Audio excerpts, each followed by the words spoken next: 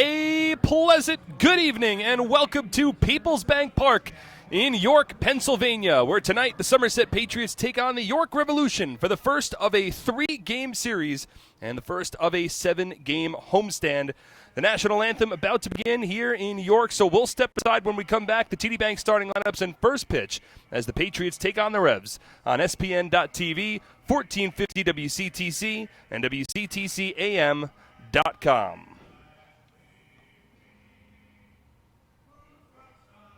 Are you ready for some family fun? Have a ball with everyone. It's a slam and hit, come on and get patriotic. Today's presentation of Somerset Patriots Baseball is brought to you by Atlantic Health Systems, Brother, Diamond Nation, Flemington Car and Truck Country, Flemington Department Store, Fullerton Auto, Health Quest, Horizon Blue Cross Blue Shield of New Jersey Lottery, RWJ Barnabas Health, Valari Design, Northern New Jersey ROTC, T-Mobile, TD Bank. It's slamming it, come on, get patriotic.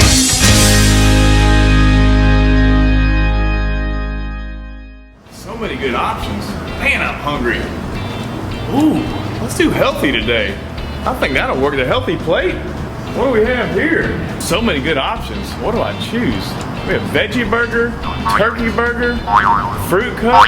It all sounds so good, but something's telling me veggie burger. I think I'll have the veggie burger. A lot of great choices here at the Horizon Healthy Plate concession stand.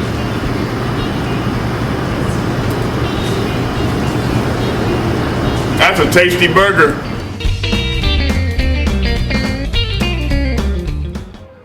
And welcome back to Peoples Bank Park. Thank you, everyone, for tuning in, and welcome inside the broadcast booth quickly. My name is Mark Schwartz. Thank you so much for listening, whether it be on the Voice of Central Jersey, 1450 WCTC, or whether on our SPN.TV family of networks. The Patriots are starting up the final stretch, really, of the 2019 first half.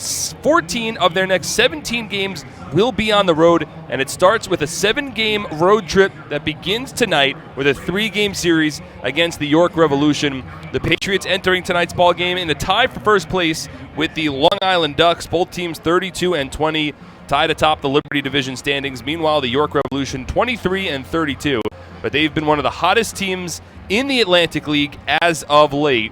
We're already done with the national anthem, so we'll jump right into the TD Bank starting lineups. At TD Bank, expect unexpectedly longer hours that fit your schedule, including weekends. And with 24/7 access through online and mobile banking, you can bank whenever, wherever. TD Bank, unexpectedly human, member FDIC, TD Bank, N.A. Tonight for the Patriots, managed by Brett Jody, assisted by Glenn Barker and John Hunton. A different lineup to the one that we've seen the last couple of nights back at TD Bank Ballpark against the Ducks. It's Justin Pacioli leading off for Somerset tonight. He gets the start in right field. Ray Navarro in the 2 spot, also playing third base. Michael Oldman, the designated hitter for the Patriots tonight, moves up to the 3 spot in the order. Will Kendra, the Raritan Building Services cleanup batter of the ballgame, also the starting first baseman. Alfredo Rodriguez hits 5th at shortstop. Craig Massey at second base batting 6th. Mike Krause at center hitting 7th. Scott Kelly gets his first start of the season in left field batting 8th. We'll talk about that in a bit. And it's Yovan Gonzalez behind home plate hitting 9th and doing the catching for the Patriots as they work against the southpaw former major leaguer Ian Thomas on the mound tonight for the York Revolution. The southpaw works from the stretch, and the first pitch of tonight's ball game, it's a fastball in for a called strike, and we are officially underway at 6:34 p.m. Eastern Time. First of a 3-game series between the Patriots and the York Revolution. Thomas from the stretch, and the 0-1. Another called strike to the right-handed hitting Pacioli. No balls and 2 strikes. Thomas in his second season with the Revs, a 1-0 record, a 3.08 ERA. He was primarily as a reliever this season, but he's now making his 5th start of the season. 0-2 to Pacioli, fisted on the ground with some English, rolling towards second, gobbled up by Nina, and his throw to first base in time, just beating the speedy Pacioli for the first out of tonight's ballgame. So we'll set the defense now for the York Revolution. In the outfield, former Patriot Justin Trapp is in left, J.P. Sportman in center, and Wellington Dotel over in right. Along the infield, Henry Castillo, the third baseman, Former Sugarland Skeeter Alvaro Rondon gets the start at short. Former Blue Crab Angeles Nina at second base. Carlos Franco gets the start at first. And it's Isaiah Tejeda doing the catching for the Revs with Thomas on the mound. Here's Ray Navarro, switch hitter, bats from the right side. Takes the first pitch inside from Thomas. 1 ball and no strikes. So Thomas, that 3.08 ERA, 26 and a third innings of relief. He has struck out 24 batters. He has walked 14 as the fastball misses up and away. And opponents hitting .230 against him on the season. Patriots have seen him 3 separate times this year, all as a reliever. First time he's making a start against Somerset as he grooves in a fastball for a strike. 2-1. We have a beautiful evening for baseball in York, Pennsylvania. Wind slightly blowing out towards right center field. 77 degrees and partly cloudy skies as Navarro grounds the 2-1 to third. It's collected by Castillo and his throw to first base in time for the second out of the inning. So a couple of ground outs, and there's 2 away in the top of the first. The umpires for tonight's ball game, calling balls and strikes, Buzz Albert, Joe Del Balso at first, and Steve Lewiski is the third base umpire. The Revs in their white uniforms, white pants, navy and gold trimming, numbering, and lettering with a navy cap and a navy brim. Patriots in their road grays. Michael Ullman steps to the plate, takes the first pitch, fastball for a strike, 0-1. Gray tops, gray pants for the Patriots, navy cap with a red brim, navy numbering and lettering with a red trim. 2 out, nobody on. Top of the first inning, we're just underway. 0-1. Ullman swings and grounds it foul down the third base line. No balls and 2 strikes. This is the 7th meeting of the season between the Somerset Patriots and the York Revolution. Somerset has taken each of the first 6. 3 here at People's Bank Park in early May, and 3 at TD Bank Ballpark in early June. Now the 0-2. Breaking ball, golfed out towards left field, but straight at Justin Trapp. Barely has to move. Makes the catch, and it's a quick 1-2-3 inning for Ian Thomas. We'll head to the bottom of the first scoreless on SPN.TV, 1450 WCTC, and WCTCAM.com. As a personal trainer, I thrive on guiding my clients to good health. When I was told I needed both hips replaced, I turned to the network of experts at Atlantic Health System. I was able to see my orthopedic surgeon in Sparta, right near my home, and received exceptional care at Morristown Medical Center for my surgery. I was able to teach, motivate, and inspire again. Where you go for orthopedic care matters. Atlantic Health System, because every moment is a moment that matters. Somerville Aluminum is proud to announce our greatest remodeling project yet. Polari, new name, same great company.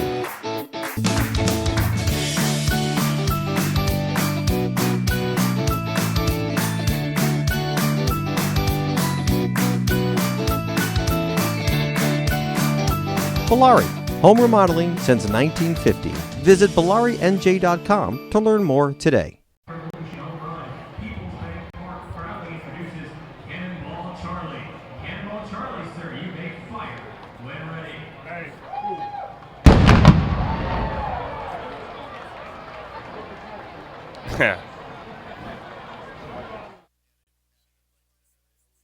People off guard.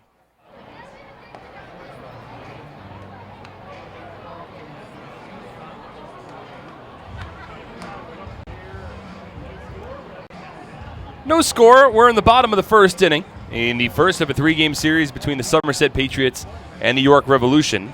We'll go over the York starting lineup, managed by Mark Mason, assisted by Paul Fletcher, Anahel Polanco, and Sandy DeLeon. Alvaro Rondon, the leadoff batter for the Revs tonight. Henry Castillo hits second, Isaiah Tejeda third, and Carlos Franco bats cleanup. JP Sportman fifth, Wellington Dotel sixth, hitting seventh, Angelis Nina, batting eighth, the designated hitter Ryan Dent, and Justin Trapp rounds up the order for the Revs, hitting ninth, as they work against Ryan Kushmal on the mound for the Somerset Patriots tonight, making his third start of the season.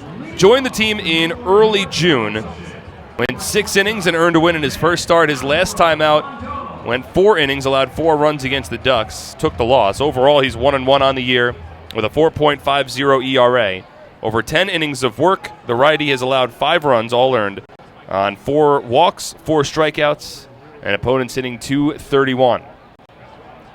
So Kushmal will work from the windup.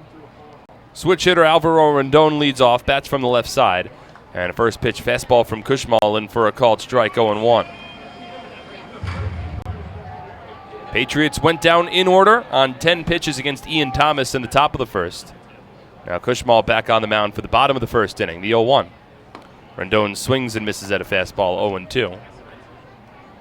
Shadows creeping their way across the field, starting behind the infield. Right now, home plate covered in shadows. Meanwhile, we have a sun-kissed pitcher's mound. Now the 0-2. Swing and a miss, strike 3. Fastball came upstairs, Rendon fooled, and there's one away to begin the bottom of the first inning. The defensive alignment for the Patriots tonight in the outfield from left to right against Scott Kelly makes his first start of the season in left. Michael Krause in center, Justin Pacioli in right. Around the horn, Ray Navarro is the starting third baseman, and shortstop Alfredo Rodriguez, the second baseman Craig Massey, and Will Kenger at first, with Yovan Gonzalez doing the catching. 1 out, nobody on.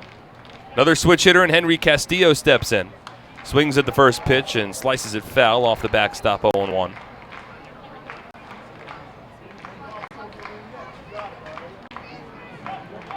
Decent crowd starting to form at Peoples Bank Park. A lot of fans in the specialty group areas, specifically located down the right field line. Now the 0-1. Castillo fouls it off again to the backstop, 0-2. And Ryan Kushmal has thrown 5 pitches, all 5 fastballs, all 5 for strikes to begin his evening. Struggled with his command a bit his last time out. Worked against a left-handed heavy lineup in Long Island, and he struggled. Now he's going up against a right-handed heavy lineup tonight for the Revs. 0-2. Swung on and lifted foul out of play. 3 straight fastballs once again for Kushmal to begin this sequence against Henry Castillo. And for the second consecutive batter, on an 0-2 count, elevated that fastball, sort of brought it up a bit in the zone. Rondon struck out swinging against it. Here, Castillo was able to foul it off. Once again, the 0-2. Another fastball high. This one, Castillo lays off the pitch. 1 ball and 2 strikes. Castillo hitting .281 on the season, 6 home runs, 22 RBI. One of 2 switch hitters in the Revs lineup. Now the 1-2. Swing and a miss, strike 3. Kushmal sets down Castillo. That's back-to-back Ks to begin his night. 2 out, nobody on. Bottom of the first inning, still no score. And now Isaiah Tejeda will step in. It's a Revs lineup tonight that goes without 2 of their normal middle-of-the-order bats. Telvin Nash, who ranks among league leaders in home runs. Melky Mesa, who was a Triple Crown candidate in the league last year, ranks towards the top in batting average, leads the league in hits. Both of those players, right-handed power hitters that are not in the lineup tonight. It's now Isaiah Tejeda, and he takes the first pitch fastball up and away. 1 ball and no strikes. Usually the Revs' middle of the order consists of some sort of combination of Nash, Mesa, and Tejeda.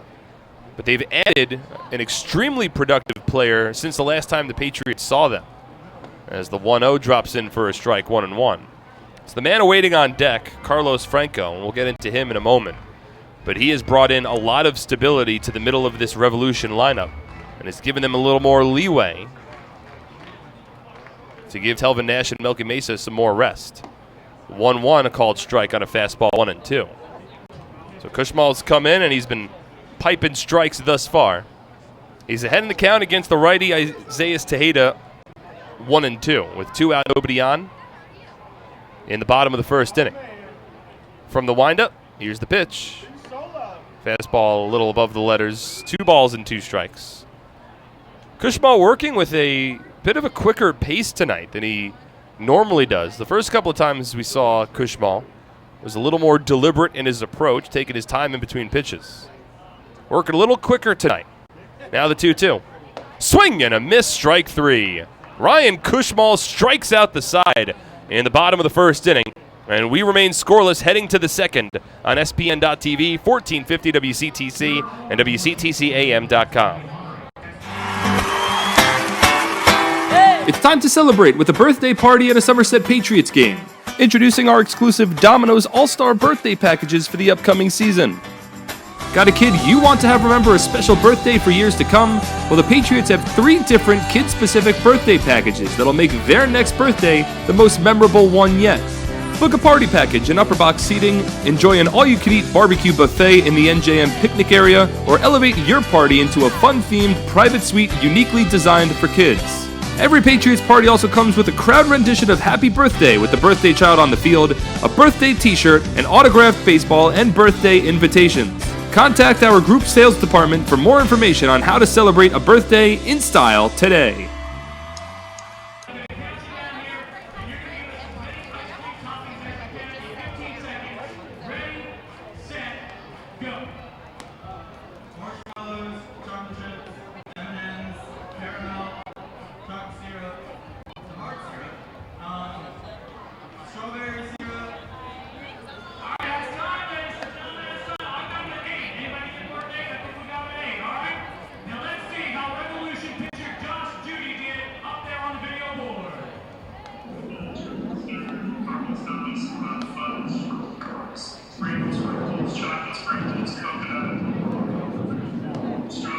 Looking for a great deal on a car? You'll score big savings at your Tri-State Ford dealer, proud sponsor of Somerset Patriots baseball.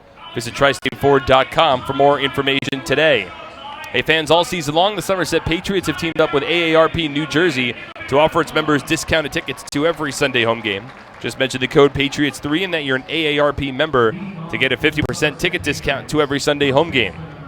Visit AARP.org today for more information on how you can become a member. AARP, real possibilities. Will Kenger will lead off in the top of the second inning, scoreless. First pitch from Ian Thomas, a called strike, 0-1. Both starting pitchers working very quick and efficient first innings. Ian Thomas threw a 10-pitch 1-2-3, top of the first, as the 0-1 to Kenger misses outside, 1 ball and 1 strike. And then Ryan Kushmal, a 13-pitch 1-2-3, bottom of the first inning, including striking out the side. So we're scoreless without a base runner here in the top of the second inning. A 1-ball, 1-strike count against the lefty Will Kenger. The pitch. Checks his swing but went around. Fooled on a fastball up and in. 1 ball and 2 strikes. Kenger hitting .329 entering tonight's ball game with 3 home runs and 29 runs batted in. Pretty symmetrical batting line there. Now the 1-2. Breaking ball, topped foul. Kenger just gets a piece, and that might have clipped the throwing hand of the Revs catcher, Isaiah Tejeda. Seemed to be in a decent deal of pain initially, but remains in the ballgame. Well, Kenger now ranking 2nd in the Atlantic League in hitting. Alejandro De Aza had a big day yesterday. De Aza now leads the league in batting at a .340 clip. Now the 1-2. Breaking ball off the plate. Kenger keeps the bat on his shoulders, 2 balls and 2 strikes. 4-5-6 due up for the Patriots. Will Kenger followed by Alfredo Rodriguez and Craig Massey against the southpaw Ian Thomas. 2-2. Comes inside and hits Kenger. That came right in on the elbow. Looked like hit it against that front right elbow where Kenger does have protective padding. And he shakes his right arm as he slowly walks down the first base line. Patriots trainer Phil Lee will chase him down the line to make sure that everything's all right. Certainly no ill intent there from Thomas, just a fastball that rode a little too inside. And now Kenger being checked by Phil Lee.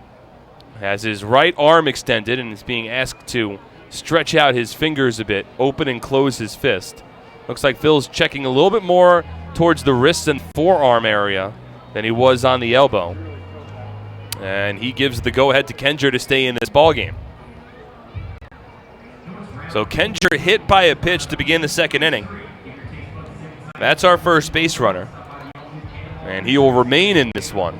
It looked from my vantage point that it might have came inside and hit right where he has an elbow pad on his front right elbow, but the way that Phil checked in on Kenger might have been a little bit closer to the forearm area. Here's Alfredo Rodriguez, swings at the first pitch and grounds it foul down the third baseline, 0-1. So Kenjer, the first base runner for either side tonight, has plenty of speed. 5 stolen bases in 6 attempts. He leads off at first. Now Alfredo Rodriguez hitting .273 on the year. 1 home run and 14 runs batted in. 0-1.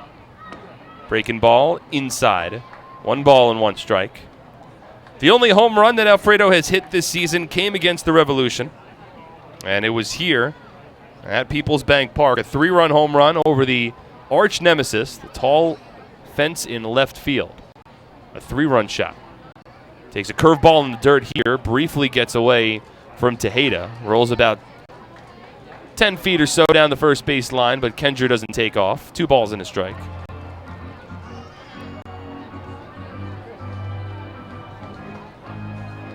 Rodriguez had a couple of hits last night in a ball game the Patriots would overall like to forget. A 6-0 loss to the Ducks. Kenjer goes, and the 2-1 swung on, and a ground ball hit into left field. Kenjer will hold at second base. Alfredo Rodriguez with a base hit. For Rodriguez, that's a hit now in 3 consecutive plate appearances. First hit of the night for either side. Now the Patriots with runners at first and second, and nobody out in the top of the second inning. Seemed to be a planned hit and run there. And I'm sure Rodriguez would have preferred to shoot that ball to the right side of the infield and give Kenjer an opportunity to race around second base, but certainly going to take a base hit when it's given to you. Now it's the lefty Craig Massey. Squares around, stabs at the first pitch fastball, and bunts it foul down the third base line 0-1. So Somerset willing to play small ball with 2 on and nobody out in the top of the second inning. Brett hasn't done this too often this season, but with a lefty-lefty matchup, hoping that Massey can at least make it a productive at-bat. He squares again here, now the 0-1. Pulls the bat back, and it's called a strike. Home plate umpire, Buzz Albert, just pointed towards Massey and said that he kept the bat head out too long, and said that he went around, that he offered on the pitch despite pulling the bat head back. Didn't ask for an appeal down towards the third base umpire, and Brett Jody at the top step of Somerset's dugout, frustrated with the call. So it changes the complexion of this at bat. Now it's an 0-2 count. What otherwise would have been a curveball outside. Now the pitch. Swinging a chopper right into the Revs dugout down the first base line. A couple of players with their arms hanging over the railing duck their heads, and fortunately it looked like that went over them and hit against the back wall of the dugout. Still an 0-2 count with Massey at the plate, hitting .237 on the season. No home runs and 16 RBI. Was asked to bunt earlier in this at-bat, couldn't get it down. Now in a 2-strike hole, as the curveball is swung on and grounded over towards second, it's fielded by Rondon, steps on the bag and turns it onto first base for a 6-3 double play. On to third goes Kenjer, but there's now 2 away in the top of the second inning.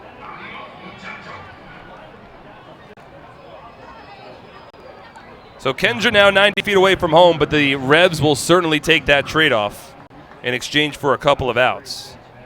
And an unproductive at-bat there from Massey. So now 2 away with a runner at third, and here's the right-handed hitting Michael Kraus. Still an opportunity for the Patriots to jump ahead, but a big twin killing there for Thomas and the Revs.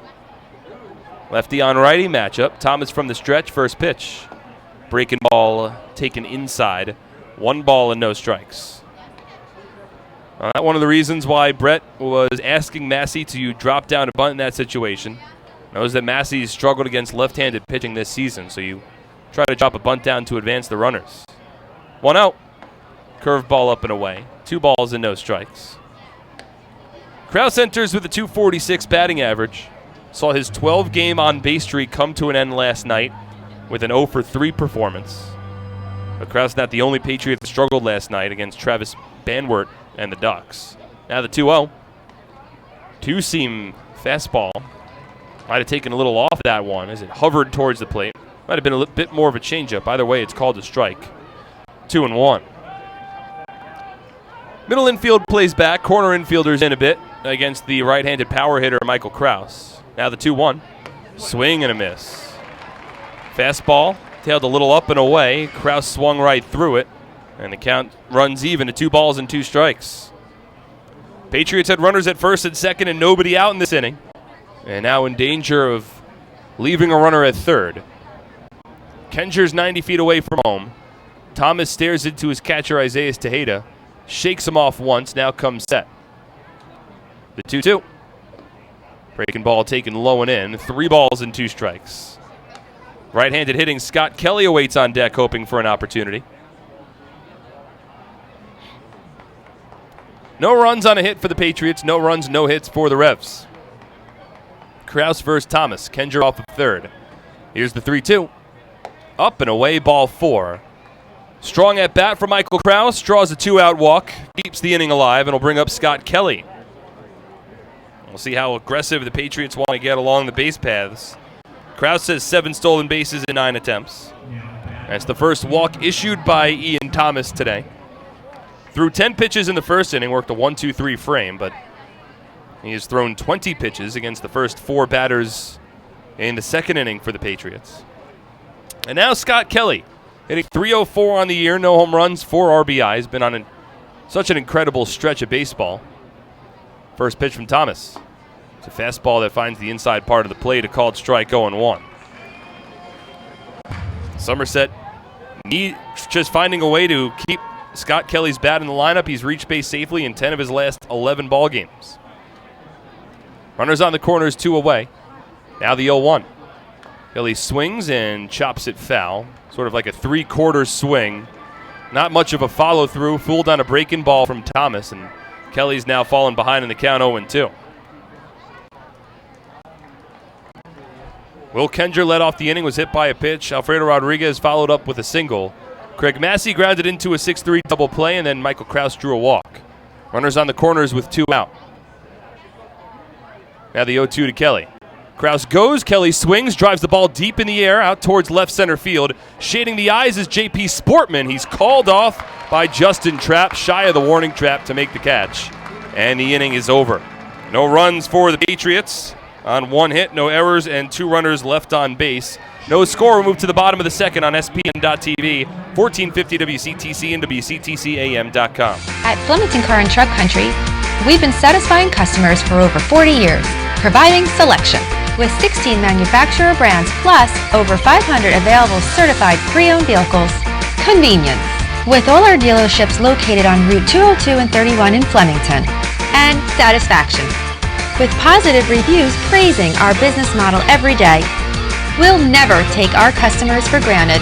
Flemington Car and Truck Country. Every day, we're here. Happy with this year's tax refund? Probably not. Well, Flemington Department Store can't change the tax law, but can make things less taxing by crediting you double the sales tax on most top-quality brand sofas, chairs, recliners, bedroom and dining room sets, proudly showcased in Central Jersey's largest showroom. That's right, Flemington is paying your sales tax plus giving you a matching credit when you buy furniture, plus free delivery. The double sales tax credit event is going on now, only at Flemington Department Store.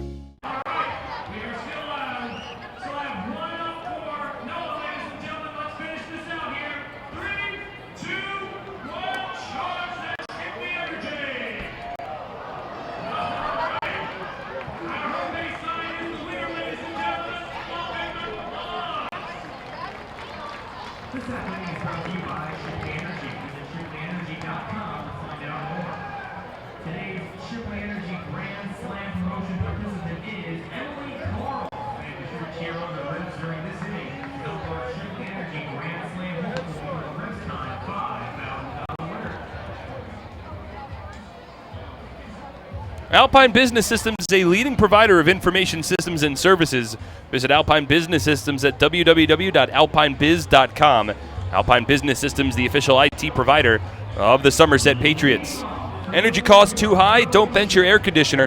Take advantage of these special offers from Bellari instead. Save $100 on energy-efficient restorations windows and $600 on ProVia Signet doors. Offers expire June 30th. For details, visit BellariNJ.com. Bottom of the second, no score between the Patriots and the Revolution. Ryan Kushmal back on the mound from the windup. And the first pitch to the red-hot Carlos Franco is a fastball in for a called strike 0-1. This the first time that the Patriots are working against Franco this season. He's playing in just his 10th game as a Rev. Joined the team right after Somerset and York finished up their last series. 0-1 is a ground ball through the right side of the infield into right field. First base hit of the night for the Revs. And Carlos Franco remains hot. Didn't even get a chance to bring it up before that base hit, but he enters tonight's ball game with a .529 batting average over his first 9 games with 10 RBI. And he grounds one through the right side here to begin his evening. He's 1 for 1. Leadoff batter reaching for the Revs. And now J.P. Sportman. And the last time the Patriots saw the Revs was, generally speaking, the team's leadoff batter. Now hitting 5th tonight with Telvin Nash and Melky Mesa both getting the night off. First pitch from Kushmal. It's a fastball up in the zone called the strike 0-1. Sportman's enjoyed a strong first season in the Atlantic League, hitting .311 with 3 home runs, 19 runs batted in. Currently riding the league's longest hit streak, 18 games. Works against Kushmal in the 0-1, grounded softly towards second, charging in Massey. Thought about throwing to second. Instead, he takes the safe play to first. It's a 4-3 putout. Over to second goes Franco. And now 1 away in the bottom of the second inning.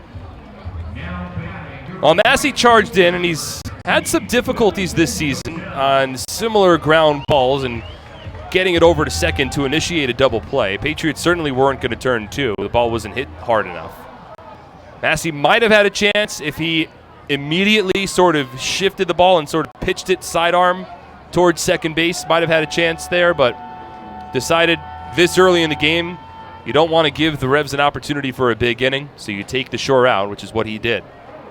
Now Franco off of second. Here's Wellington Dotel. Pronounced open stance from the right side as he works against Kushmal. Side armor delivers a first pitch fastball outside. 1 ball and no strikes. Again, a right-handed heavy Revolution lineup. 2 switch hitters and 1 lefty tonight to work against Ryan Kushmal. The rest, right-handed batters. Dotel, one of them, hitting .267 with 3 home runs and 29 RBI. Navarro in at third, now the 1-0. Down the middle, a called strike 1-1. Tonight is a matchup of 2 teams that are pretty opposite in the way that they've played so far this year. It statistically is a matchup of the best hitting team in the league versus the best pitching team in the league. If you follow the Patriots, you could probably figure out which one they are. The 1-1. Dotel takes a strike 1-2. York by a decently considerable margin has the best batting average as a team in the league. Combined, they're hitting .285 this year.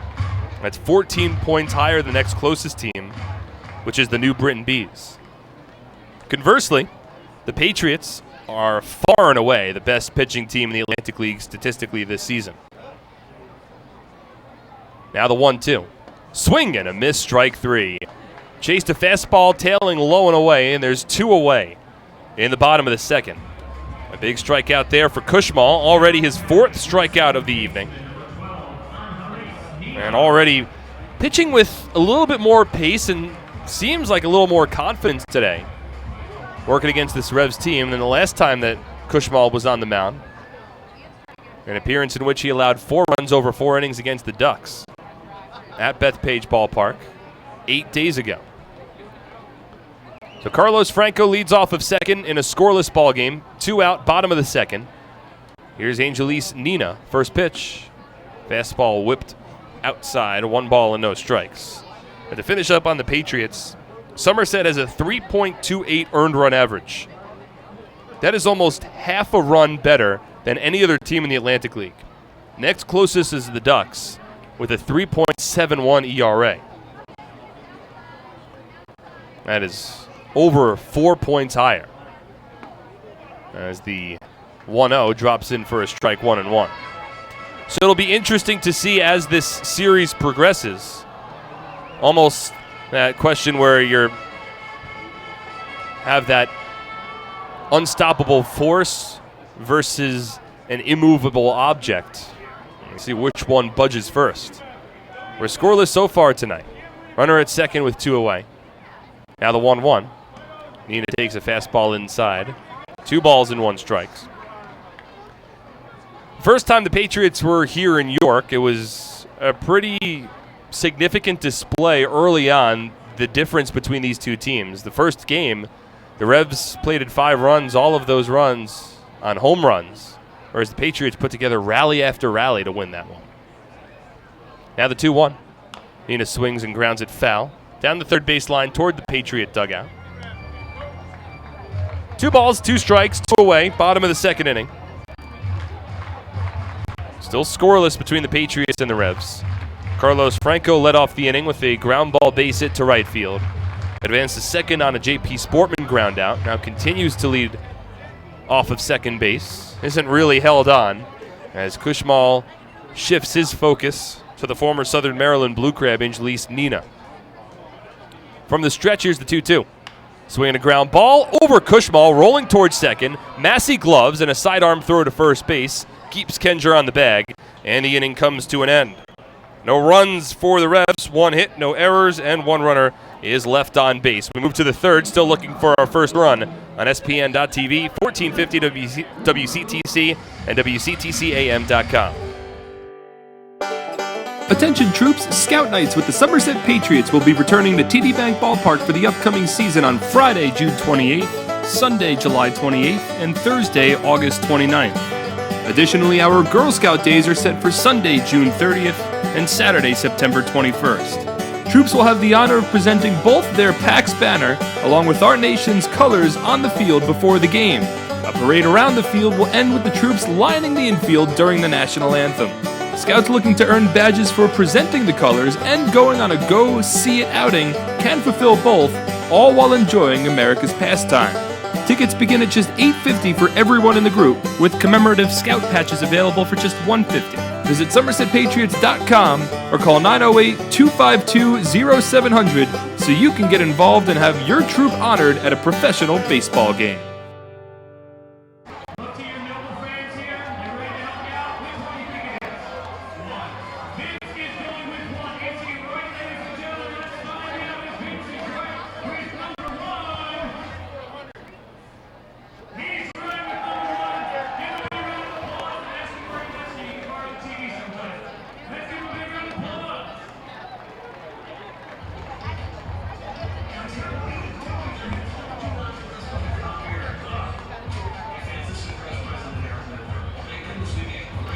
If you need help during a game or have any questions, you could simply text us at 908-252-0700 and we'll get back to you. Again, text or call us at 908-252-0700 so we can help you.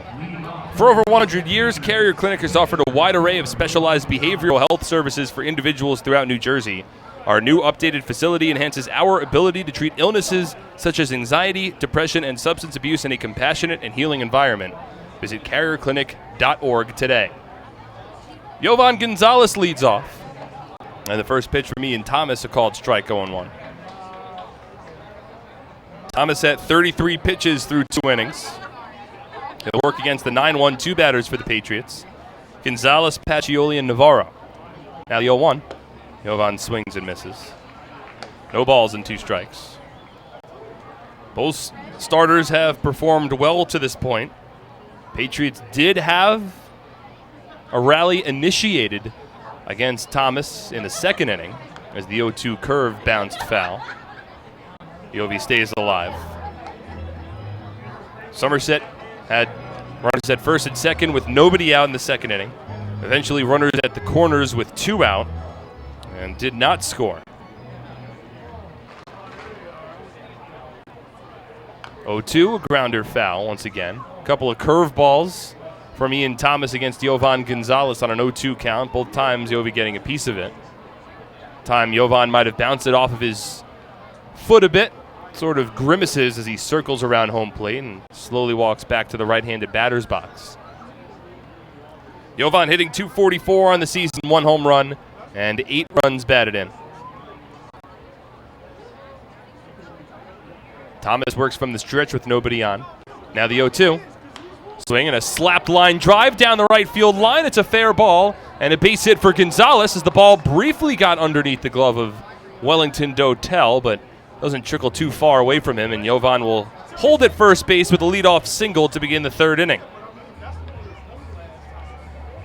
Thomas twice went with curveballs in the dirt. Both times Jovan tapped it foul to stay alive, and then got an off-speed pitch on the outside part of the plate, where he kept a level bat and was able to flick it over to right field for the second hit of the night for Somerset.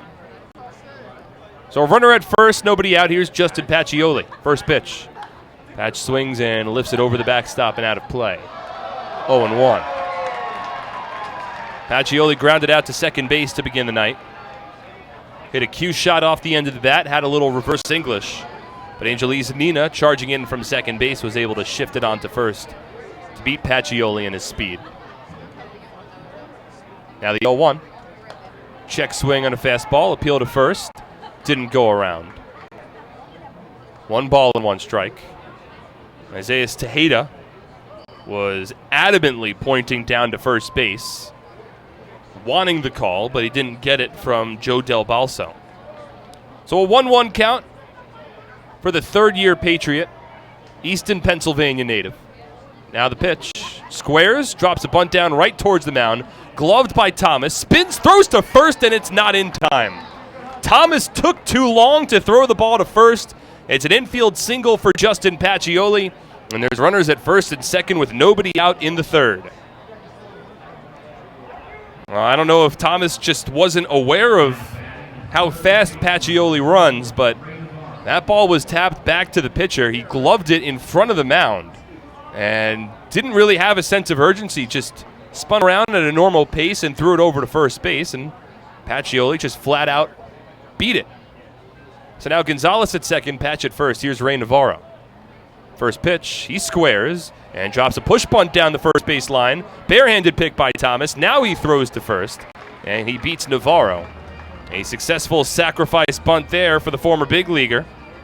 First out of the inning. Patriots twice already today trying to play small ball. This time they're able to get the job done.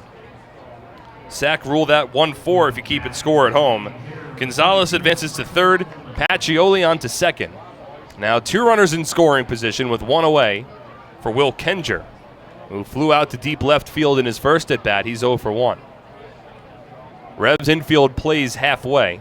Outfield straight up against the right-handed former Blue Jay. First pitch from Thomas is muscled to the backstop, 0-1.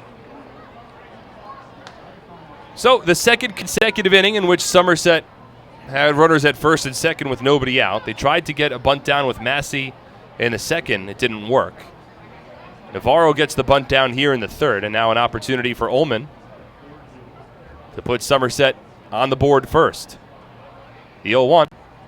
Fastball above the letters. 1-1. Jovan Gonzalez doesn't have the most speed on this team. He leads off of third base, so Ullman will have to put a bit of a charge into a fly ball for Glenn Barker to feel comfortable sending Yovi home from third. Pacioli has excellent speed at second. A base hit from Ullman would likely score 2. Well, the Revs do have some strong arms in the outfield. Patriots know that Justin Trapp has a strong arm in left, and Wellington Dotel has one of the strongest arms in the league. He's over in right. Now the 1-1. Fastball called a strike. Ullman thought that might have been a bit up. It was towards the top of the strike zone, right down the middle.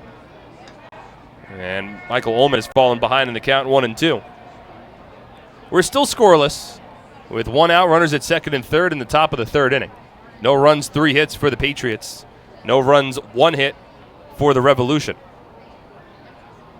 Ullman, a .304 batter entering tonight's ball game with 2 home runs and 20 RBI. Now the 1-2. Fastball just taken low and in. Thomas wanted the call, as did some Revs fans in attendance. They didn't get it. Close pitch to take. And it's a 2-2 count. Ullman's been one of the hotter hitters as of late for the Patriots. Enters tonight riding both a 15-game hit streak and a 20-game on-base streak. 2-2 on its way from Thomas. Swinging a broken back grounder down the third base line. It's gloved by the third baseman. Throw to home, and they got Gonzalez. Castillo threw home. Yovi with a head-first dive and the tag applied by Isaiah Tejeda for the second out of the inning. Gonzalez was running on contact. It was a tough play for Castillo, who had to glove it behind the third base bag and threw it over Gonzalez onto home. And the Revs able to complete the 5-2 putout for the second out of the inning. Pacioli holds at second. It's Ullman reaching on fielder's choice. And now 2 out in the top of the third for Will Kenger. First pitch. Kenger lays off a breaking ball that drops in for a called strike, 0-1. Patriots got aggressive, and in that situation, they're just banking on forcing the Revs to make a play, and it was a terrific play made. The 0-1. Kenger swings and lines a base hit into left field. Pacioli's going to be waved home. Trap up with the ball. His throw is cut off, and Kenger scores. Ullman caught in a rundown, and he is tagged out by Castillo, but that throw might have had a chance to get him at home had it not been cut off. Instead, it's an RBI single for Will Kenger. The inning is over, but the Patriots lead 1-0 as we move to the bottom of the third on SPN.TV, 1450 WCTC and WCTCAM.com. Presenting the lowest car prices you've ever seen. Wow pricing. Only on Fullerton.com. It'll blow you away. If you want the best deals on all new cars and trucks, don't miss Fullerton's absolutely enormous spring clearance event. Get the lowest prices on our entire new inventory all month long. This month only at Fullerton. For over 85 years, in every county across the state, we've protected the health of New Jersey, covering families and businesses through life's big moments and the small ones. Because we don't just work here, we live here too. Over 5,000 local employees, all with the same purpose, taking care of you.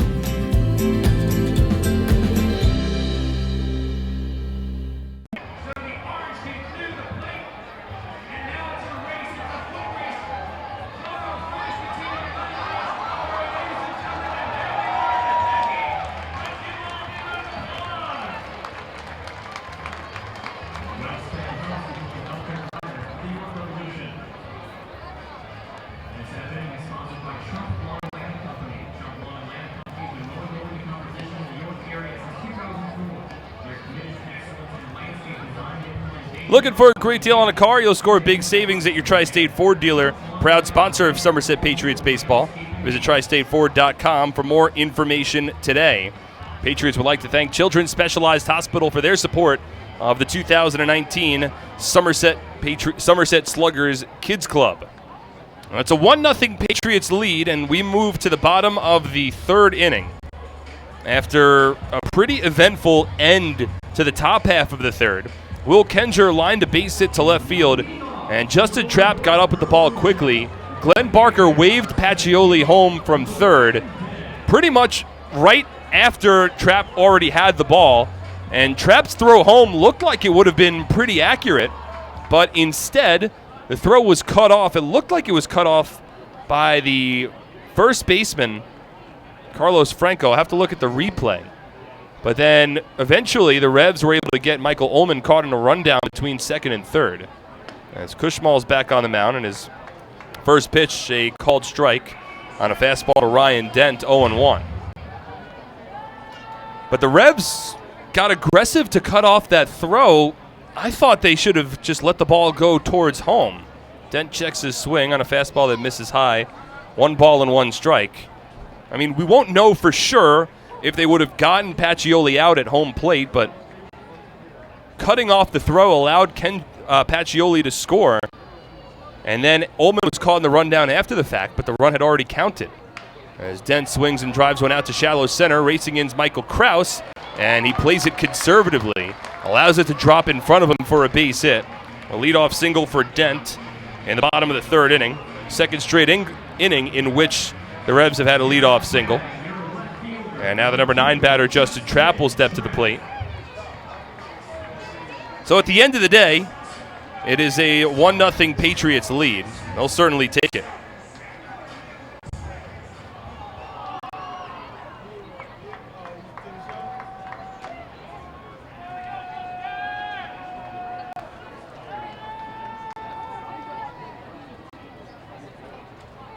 So now the right-handed Trap working against the righty Kushmal. And first pitch fastball from Kushmal misses inside. 1 ball and no strikes. Trap spent the last year and a half with the Patriots, now in his first season with the Revs. And he's played well thus far. A .282 batting average, 1 home run, and 11 runs batted in. Dent off of first, and Trap takes another pitch inside. 2 balls and no strikes.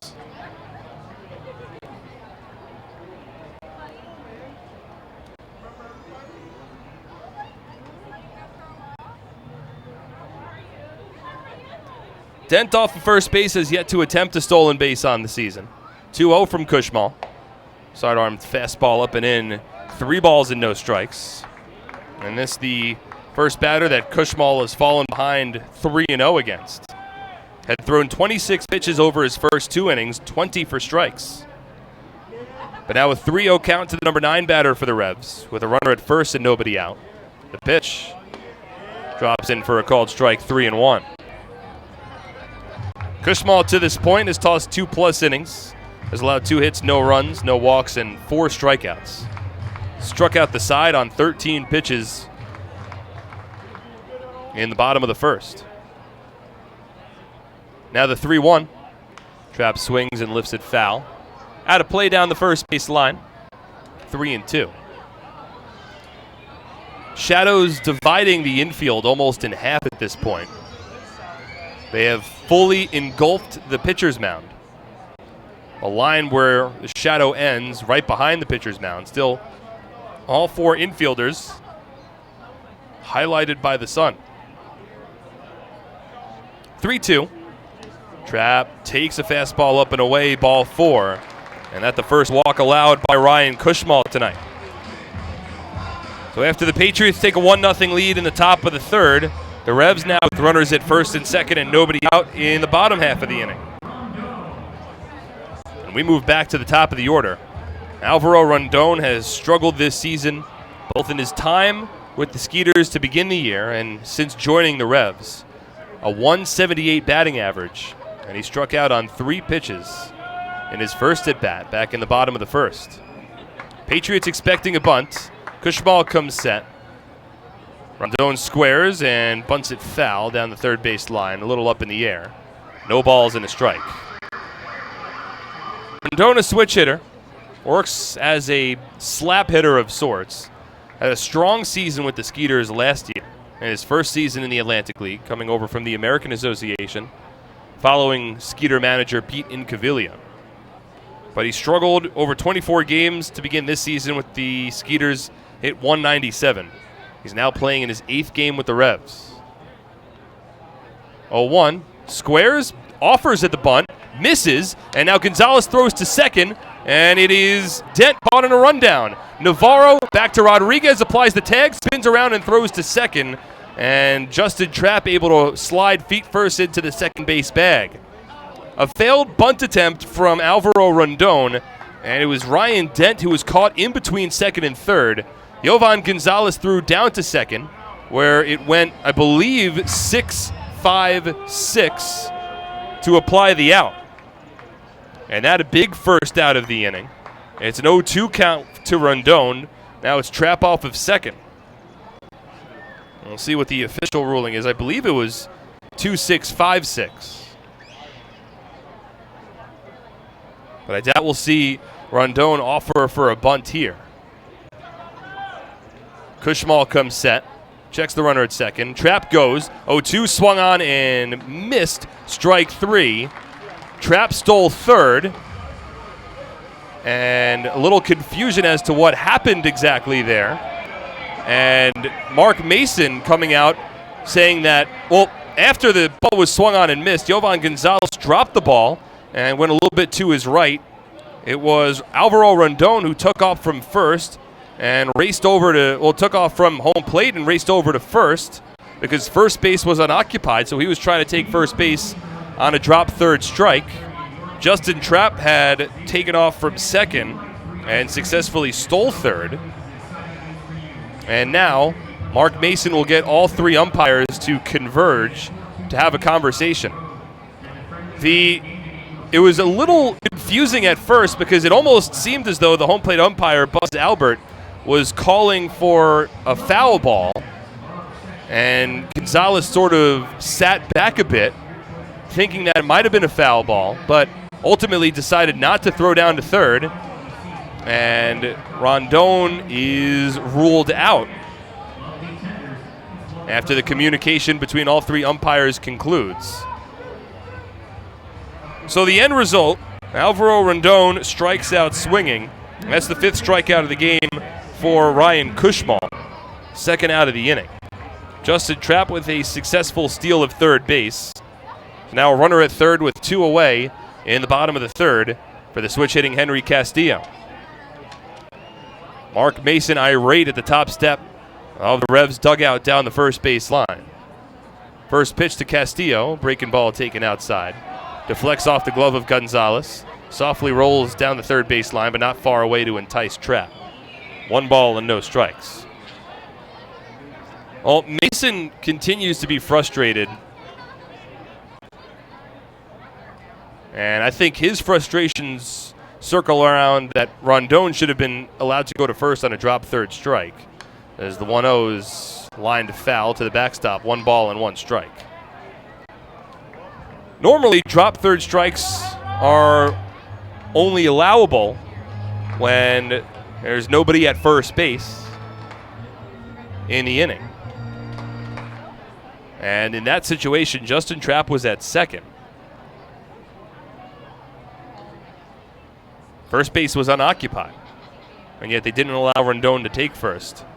The 1-1 swung on and foul tipped as the bat helicopters its way over the Revs dugout and hits off a couple of fans in the first row.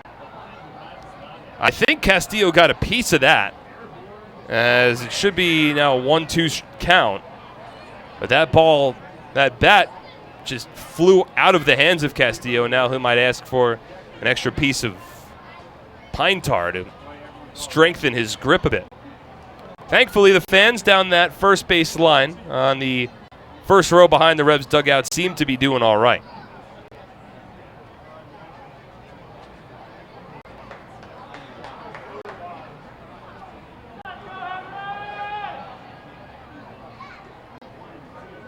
So a 1-2 count with 2 away, a runner at third in the bottom of the third inning.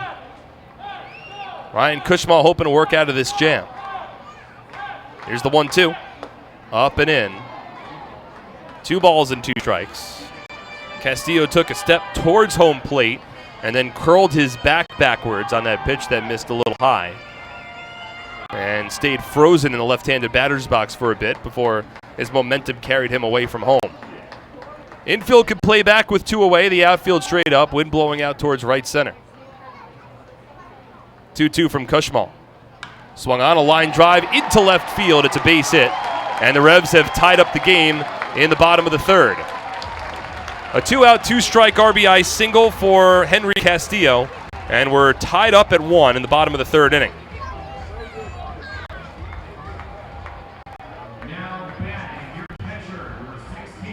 23rd run batted in of the season for Castillo, and Cushmal nearly got out of the inning. Instead, that'll bring up Isaias Tejeda with a runner at first and 2 away. A run on 4 hits for the Patriots, now a run on 3 hits for the Revs. And Tejeda 0 for 1 today. He struck out swinging back in the first inning. Cushmal comes set, first pitch. Tejeda takes the fastball low and in, 1 ball and no strikes. So both teams with 2-out RBI singles in the third. It was Will Kenger in the top half that briefly put the Patriots in front, but Henry Castillo ties it up in the bottom half.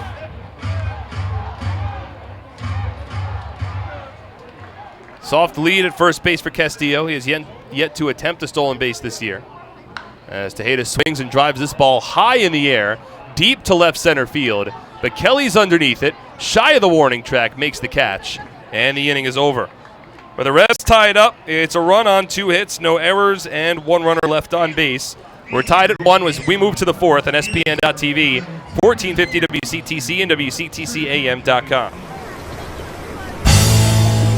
It's an unstoppable force, vast and mighty. It's the 101 days of summer, and this year it's bigger than ever. The NJ team is back again. We've got 101 days of prizes with other ways to win via our social channels, text message program, VIP club, and game changers. Find the fun at 101daysofsummer.com from May 24th to September 1st. Anything can happen in Jersey.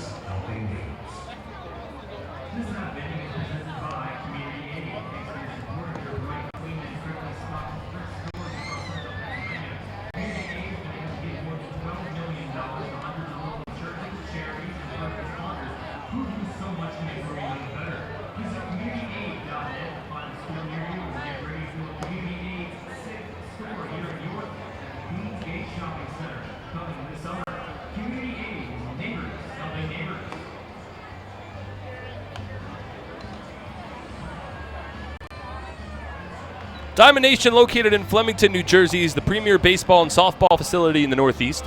It's home to the Jack Cuss Baseball and Jenny Finch Softball Academies. Visit us at DiamondNation.com today.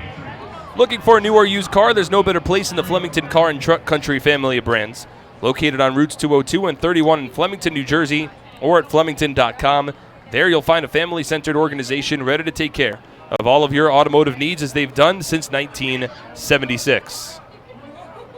Ian Thomas back on the mound for the top of the 4th inning. Alfredo Rodriguez leads off and takes a first pitch strike, 0-1. It'll be Rodriguez followed by Massey and Kraus, 5, 6, 7 in the Patriot order. A run on 4 hits so far for the Patriots, 1 run on 3 hits for the Revs as Rodriguez swings and grounds one foul. Quickly falls behind in the count, 0-2. Both teams with matching 2-out RBI singles in the 3rd. Will Kenger for the Patriots, Henry Castillo for the Revs. So a brand new ball game in the top of the 4th. The 0-2. Rodriguez takes it low and in. 1 ball and 2 strikes. Alfredo grounded a base hit through the left side of the infield in his last at bat. As a base hit in 3 straight plate appearances dating back to yesterday. The 1-2. Breaking ball topped to the left side and foul. Able to make contact softly with a curveball from Ian Thomas. And it's still a 1 ball, 2 strike count. With Craig Massey awaiting on deck. Thomas from the stretch. Here's the 1-2. Lays off a fastball a little up and away. 2 balls and 2 strikes. All the Patriots and the Revs, of course, not the only game in the Atlantic League tonight. Somerset and Long Island tied for first place in the Liberty Division, so Patriots will be keeping their eye on the out-of-town scoreboard. 2-2 to Rodriguez. Swinging a line drive into left field. A leadoff single for Rodriguez. His 4th straight hit and his 4th straight plate appearance. 2nd hit of the night for the 3rd-year Patriot and the reigning team MVP. Now the 5th hit of the night overall for the Patriots. So they have a runner at first with nobody out. Top of the 4th. And Craig Massey stepping in. Grounded into a double play in his last at-bat. Was asked to drop a bunt down. Failed to do so on the first 2 pitches. And then ultimately grounded into a 6-3 twin killing. It's a lefty-lefty matchup with Rodriguez at first. First pitch to Massey. Taken low and away. 1 ball and no strikes. In the out-of-town scoreboard, the Long Island Ducks and the Lancaster Barnstormers are playing a single-admission doubleheader at Bethpage Ballpark tonight. They're in Game 1 in the bottom of the 5th already, and that score tied at 3 as Thomas throws to first to check in on Rodriguez. John Anderson on the mound for the Barnstormers, Joe Iorio on the hill for the Ducks. So Somerset certainly has a vested interest in the score of that ball game. Rodriguez goes, Massey swings and grounds it to first. It's fielded by Franco, and he'll take it himself to the bag. Massey hit the ball hard, but it was right at the first baseman, who was hugging the line after holding on Rodriguez. Alfredo advances to second base, but a 3 unassisted for Massey. Now a runner in scoring position, but 1 away in the top of the 4th. And it'll be Mike Krause, who drew a walk in his first plate appearance. He steps in here. 4 home runs on the season. That leads the team. Corner infielders creep up a bit. Middle infield back. Lefty on righty matchup. First pitch. Krause takes a changeup for a strike, 0-1. So the Ducks and the Barnstormers tied at 3 in the bottom of the 5th. Other scores from around the league. Southern Maryland Blue Crabs currently on top of the High Point Rockers 3-2. That game in the top of the 3rd down in Waldorf. Now the 0-1. Breaking ball. Just misses. Maybe a bit up, a little outside. 1 ball and 1 strike. Patriots certainly have to be aware of High Point. Rockers are only 1.5 games behind the Patriots for first place. And Somerset finishes their first half with 3 games down in North Carolina. So the Rockers very much alive. The 1-1. Krause takes a fastball low and in. 2 balls and 1 strike. So we'll keep our eye on that one. And then in a close Liberty division, even the last place New Britain Bees, they have an above 500 record. They're 5.5 out of first, but currently leading the Sugarland Skeeters 5-0 in the bottom of the 3rd inning. 2-1. Breaking ball stays high. 3 balls and 1 strike.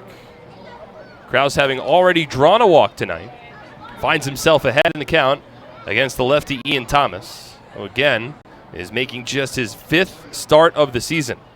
Used primarily as a reliever for the Revs to begin the year. From the stretch, Rodriguez dances off of second. Now the 3-1.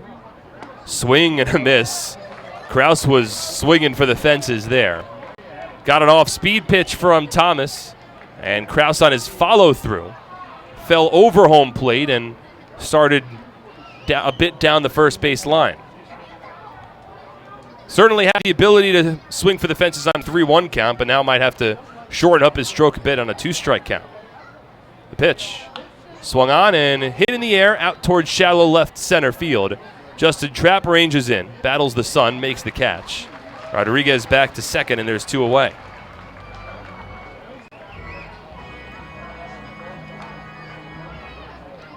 So 2 out, runner at second, and here's Scott Kelly. Kelly came to the plate with runners on the corners and 2 away in the top of the 2nd inning and flew out to deep left center field. Another RBI opportunity here for the longest tenured member of the Patriots. Kelly's story well known. Earned a spot after trying out for the team back in 2014 and has been with the team ever since. A fan favorite. Right-handed batter. First pitch. Thomas delivers, and it's grounded over to third. Castillo fields cleanly. And an easy throw on to first base retires the side. No runs for the Patriots on 1 hit, no errors, and 1 runner left on base. Tied at 1, we move to the bottom of the 4th on SPN.TV, 1450 WCTC and WCTCAM.com. Attention New Jersey camps, it's time to start thinking about your summer schedule and field trips for your campers. The Somerset Patriots Camp Days have returned for the upcoming season. Head over to TD Bank Ballpark in Bridgewater to check out top-notch baseball for the best price in town. The 2019 camp dates are officially set for Thursday, July 18th, Wednesday, July 31st, and Wednesday, August 14th. The Patriots are welcoming camps with groups of all sizes to come out to the ballpark to enjoy America's favorite pastime. Each game begins at 11:05 a.m. and tickets start at just $8. There are also lunch options available for just $5. In addition, each camp in attendance will be welcomed with a public address announcement and a scoreboard announcement during the game. Camps can also take advantage of our on-field programs throughout the game based on availability. So book now to ensure a memorable baseball-filled, fun-in-the-sun trip for your camp today. Give us a call at 908-252-0700 or visit SomersetPatriots.com to lock down your camp's perfect summer trip.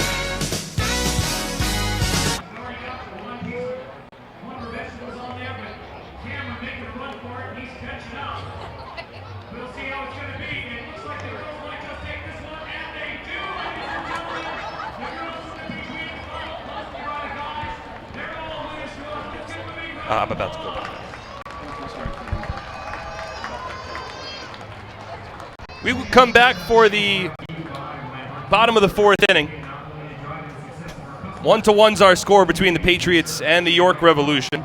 Ryan Cushmall back on the mound after the Patriots got a leadoff batter aboard to begin the top of the fourth and ultimately came up empty. It'll be 4-5-6 for the Revs. Carlos Franco to lead off, number 4 batter for York, followed by J.P. Sportman and Wellington Dotel. A run on 5 hits, no errors for the Patriots. 1 run on 3 hits, no errors for the Revs. Cushmall at 45 pitches through 3 innings. We'll had a 2-out RBI single to Henry Castillo in the bottom of the third, which tied up this ball game at 1. So now he'll work against Franco, who led off the second inning with a ground ball base hit to right field. Franco, a left-handed batter. First pitch from Cushmall is swung on and driven high in the air, deep to right center field. Kraus back to the warning track. At the wall, he leaps and makes the catch. Kraus did not rob a home run, but he leaped at the wall, made the catch right in front of the fence, banged into the fence on the follow-through, and 1 pitch and 1 loud out to begin the bottom of the fourth inning. Franco just missing what would have been his first home run as a Rev. But Kraus timed it up perfectly, leaped in front of the fence, and made a fine play for the first out. Now J.P. Sportman at the plate. And the first pitch from Cushmall finds the strike zone 0-1. Well, Franco has gotten off to such a tremendous start. Entering tonight, he was 18 for 34 over his first 9 games in a Revs uniform. 0-1. Sportman swings and a broken bat grounder softly hit out to right field, and it finds its way through the infield. A base hit for J.P. Sportman, and that increases his Atlantic League leading 19-game on-base streak. A 19-game hit streak, rather. Longest hit streak in the Atlantic League this season. Didn't get all of that one.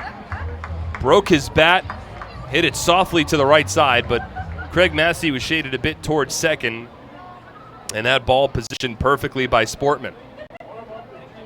So the go-ahead run for the Revs off of first base. 1 away, bottom of the fourth inning. Here's Wellington Dotel. And Cushmall with a snap throw on to first. Sportman dives back in.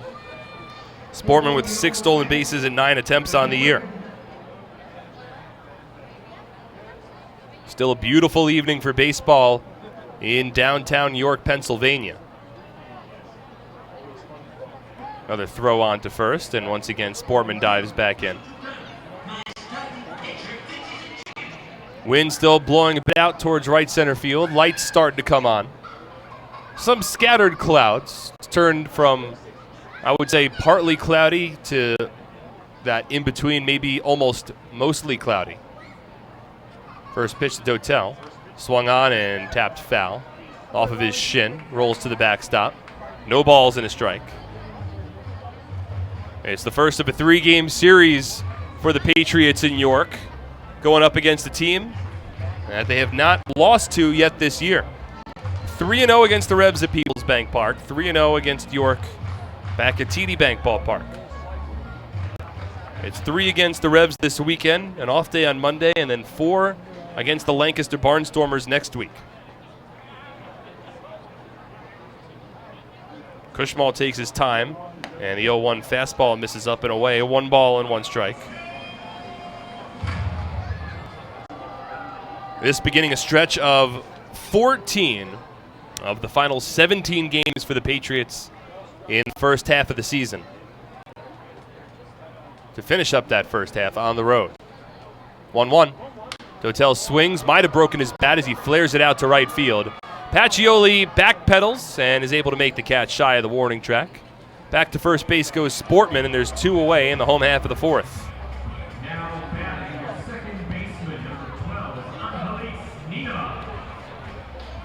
So Angelis Nina will step in now. He's 0 for 1, grounded out to second base back in the second inning.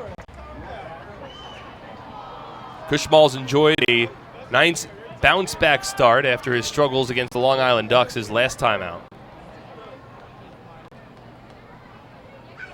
A run on 5 hits for the Patriots, 1 run on 4 hits for the Revs. Kushmal shakes his glove, comes set, and will throw over to first as Sportman dives back in. Kushmal certainly cognizant of Sportman's speed as JP represents the go-ahead run for the Revs. Doesn't look like there's anybody getting loose in York's bullpen to this point. Ian Thomas, the Revs starting pitcher, had 64 pitches through 4 innings. First pitch to Nina, taken up and in, 1 ball and no strikes. Normally 64 pitches wouldn't be enough to take a pitcher out. But the longest outing of the season for Ian Thomas, 4 2/3 innings, did so on June 10th against the High Point Rockers. Most pitches he's thrown in an outing is 79. 1-0. Nina takes a breaking ball for a strike, 1-1.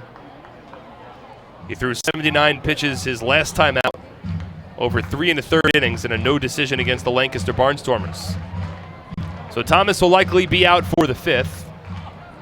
Ryan Kushmal continuing to work here in the 4th, about to throw pitch number 53. The 1-1. Nina swings and misses at a fastball.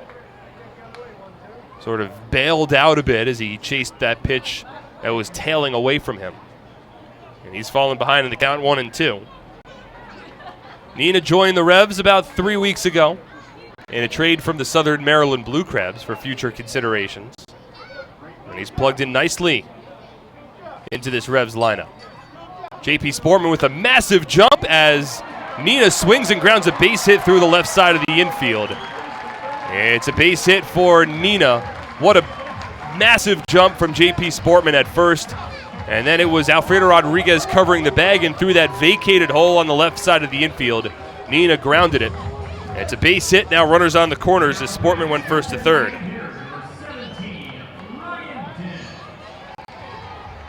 Well, Kushmal had been throwing over to first. Decent amount so far in this inning, but Sportman just got a huge jump off of him. And had Sportman not been running on that pitch, it would have been a routine grounder to Alfredo Rodriguez. Instead, he had vacated his spot to cover the bag, and now runners on the corners for the Revs and 2 away in the home half of the 4th. Ryan Dent at the plate had a base hit in his first at-bat. First pitch. Dent takes a strike, 0-1. Patriots did not see Ryan Dent play once the last time that these two teams met, back at TD Bank Ballpark. His playing time had dwindled a bit once Angelise Nina came over from the Blue Crabs. The 0-1. Dent takes a strike. Fastball low and in. A nice pitch from Kushmal. And he jumps ahead in the count, 0-2. But Dent, the all-time franchise leader in home runs, RBI, and starts for a shortstop. He's hit safely in 3 straight games. Right-handed hitter. The 0-2. Up and away. 1 ball and 2 strikes. Dent had a strong year last year.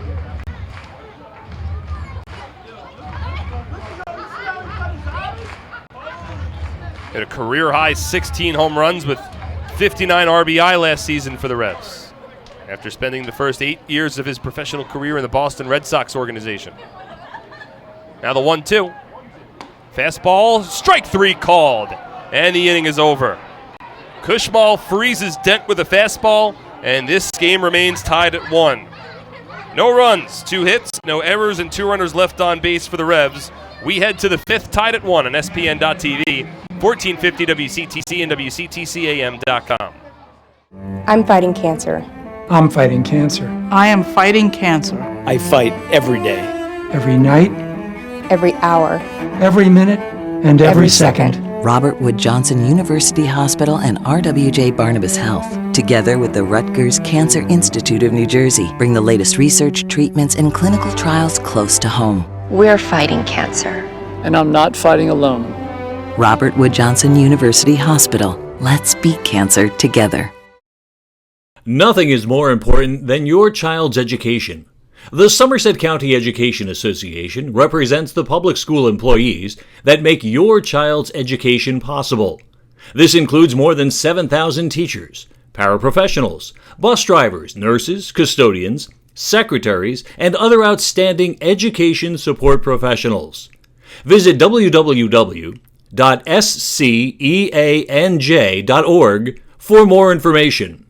Together, we can prepare our children for the future.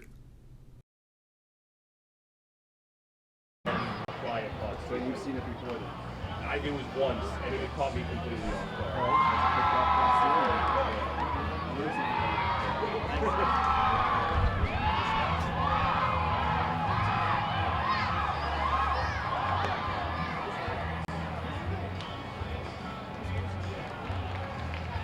Fans get updates on team ticket specials and upcoming promotions with the Patriots Blast. Text Somerset Patriots one word to 22828. Again, Somerset Patriots, that's one word to 22828 to get signed up today. Have your next barbecue at the ballpark. Groups of 30 or more can enjoy the game from the picnic area located down the left field lot and enjoy the all-you-can-eat barbecue buffet. We do all the work so you can just sit back and relax. Call the Patriots Group Sales Department at 908-252-0700 to plan your next ballpark barbecue. Yovan Gonzalez to lead off the fifth. Swings at the first pitch and fouls it off down the right field line out of play. 0-1. Ryan Cushmall getting out of a jam on a called strike three against Ryan Dent, his sixth strikeout of the night to finish off the fourth inning. Cushmall now at 58 pitches through 4 as Gonzalez swings and taps one foul. He'll be falling behind 0-2. Ian Thomas back on the mound, 64 pitches through his 4 innings. Thomas has allowed 1 run on 5 hits, 1 walk, and has yet to strike out a batter over 4.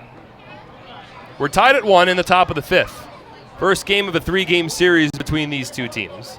An interdivision matchup of the Atlantic League of Professional Baseball.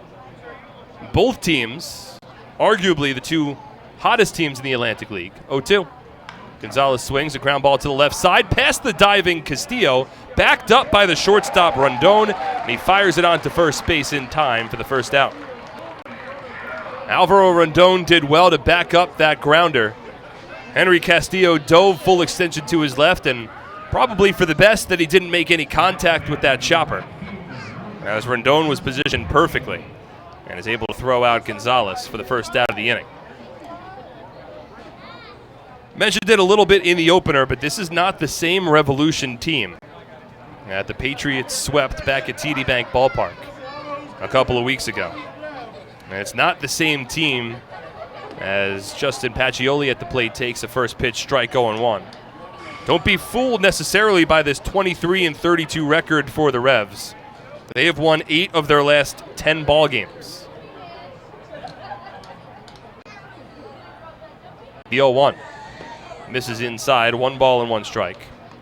It's a team that all season long has certainly had the bats. They have arguably the most dangerous lineup. I would put their lineup alongside Long Island's as the two most dangerous in the Atlantic League. And it was their pitching that had been struggling. The 1-1, Pacioli slices it out to right field, straight at Wellington Dotel. Doesn't have to move at all. He makes a one-handed catch, and there's quickly 2 away. Pacioli 1 for 3. So 2 out, nobody on. Here's Ray Navarro. The pitching had been the main culprit in slowing down the Revs in the early stages of the season. Not so much their starting pitching, more so their relief pitching. But they've turned a corner, and the reliever bullpen ERA has dwindled down a bit as Navarro grounds the first pitch foul down the third base line 0-1. At the beginning of the season, the Revs' bullpen ERA was consistently north of 9. It's now dropped down to 5.5, which still isn't ideal, but a lot better than where it was. 0-1 to Navarro. Fouled to the backstop 0-2. So if the Revs can remedy their early season pitching issues and are able to keep this lineup going, one of, if not the most dangerous lineups in the Atlantic League, then this is a team to be reckoned with. They just dug themselves such a deep hole in the early stages of the season. It's hard to get out of that in the first half. 0-2. Navarro fouls it off again. What's important to note for the Revs, and really for any team in the Atlantic League, is once you start getting towards the second half of the year, there's wild card situations that can start to apply themselves. 0-2. Navarro takes it low, 1 ball and 2 strikes. And if there is a wild card, that takes into account the overall record from the entire season. So even if you're not going to win the first half, you can't just sort of sell out the remaining of the first half games, because those games, that record is important. As Navarro chases a breaking ball off the plate, strike 3. First strikeout of the night for Ian Thomas, and it's a 1-2-3 inning in the top of the 5th. We're tied at 1 halfway home on SPN.TV, 1450 WCTC and WCTCAM.com. Nailed it! Now let's go play some Quick Draw. Quick Draw! Nothing beats the draw of Quick Draw, the game with over 40,000 daily winners. Find a place and bring it. Happy with this year's tax refund? Probably not. Well, Flemington Department Store can't change the tax law, but can make things less taxing by crediting you double the sales tax on most top-quality brand sofas, chairs, recliners, bedroom and dining room sets, proudly showcased in Central Jersey's largest showroom. That's right, Flemington is paying your sales tax plus giving you a matching credit when you buy furniture, plus free delivery. The double sales tax credit event is going on now, only at Flemington Department Store. Okay, let's kick it off with a power spray. Go, go, go. Stop. Killer class. Let's go play Quick Draw. Nothing beats the draw of Quick Draw. A $1 bet could win up to $100,000. Find a place and bring your people.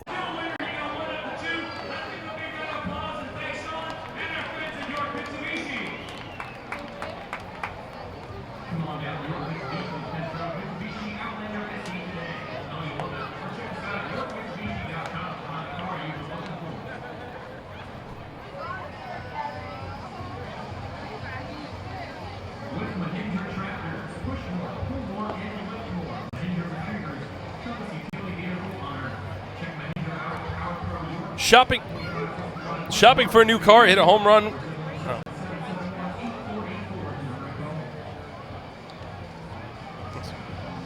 Shopping for a new car, hit a home run with all the great deals available now at your Tri-State Ford dealer. Proud sponsor of Somerset Patriots baseball. Visit tristateford.com for more information today.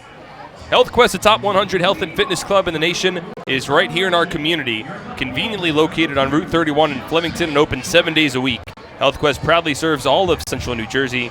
HealthQuest state-of-the-art facility, industry-leading fitness equipment, and knowledgeable staff combine to form an unforgettable fitness experience. At HealthQuest, it's not just another day at the gym, it's a lifestyle. Visit them today and start your journey to becoming HQ Fit. This ball game tied at 1. We're now in the bottom of the 5th inning. Ryan Cushmall back on the mound. Justin Trapp leads off, and the first pitch well inside. 1 ball and no strikes. Cushmall at 58 pitches through 4. 1 run on 5 hits for both the Patriots and the Revs to this point. Now the 1-0. Trapp takes it inside again. 2 balls and no strikes. Trapp worked ahead in the count 3-0 in his first at bat and eventually drew a walk. That came back in the 3rd. Cushmall's fallen behind the number 9 batter again here. 2-0. Finds the strike zone, 2-1. Meanwhile, Ian Thomas just threw arguably a 1-2-3 fifth on 10 pitches. So he seems primed to come back out for the 6th inning. 2-1 from Cushmall. Swinging a chopper off of Trapp's shin. Ricocheted back to the field of play, but it's a dead ball and a 2-2 count.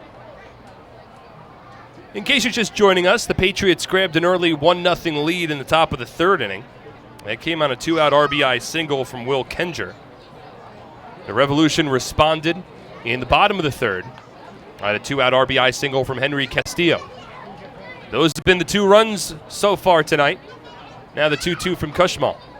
Fastball, strike 3 called. 7th strikeout of the night for the side-arming righty. And there's 1 away.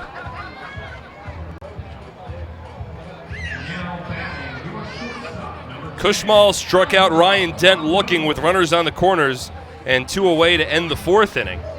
And bounces back to strike out Trapp looking to begin the 5th. 7 strikeouts for the righty in his first 2 trips through the Revs lineup. Now back to the top. Here's Rondon. Bluffs a drag bunt and takes the first pitch fastball outside, 1-0. Rondon has struggled mightily at the plate tonight. He's 0 for 2 with a couple of strikeouts. Was asked to bunt in his last at bat and failed to do so. Now the 1-0. Swing and a miss. Big cut on another fastball there from Kushmal. Came up empty. 1 ball and 1 strike.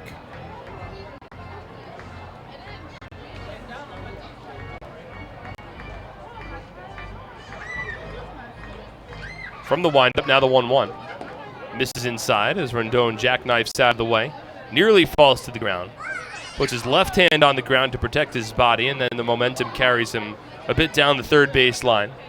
2 balls and 1 strike. There is a righty that's now getting loose in the Revs bullpen, Philip Walby. So maybe Thomas not primed to come out for the 6th. 2-1, scooped foul down the left field line out of play. 2 balls and 2 strikes. Relatively new addition to the Revolution bullpen. All right, now it's Rondon at the plate. He's just 1 for his last 24 now, including tonight's game. Over his last 6. 0 for 2 tonight. 2-2 from Kushmal. Swung on and driven foul. So Rondon able to stay alive. Rondon hit .281 last year, over 118 games with the Skeeters. Ranked 3rd in the Atlantic League in stolen bases with 38, and led the league in sacrifice bunts.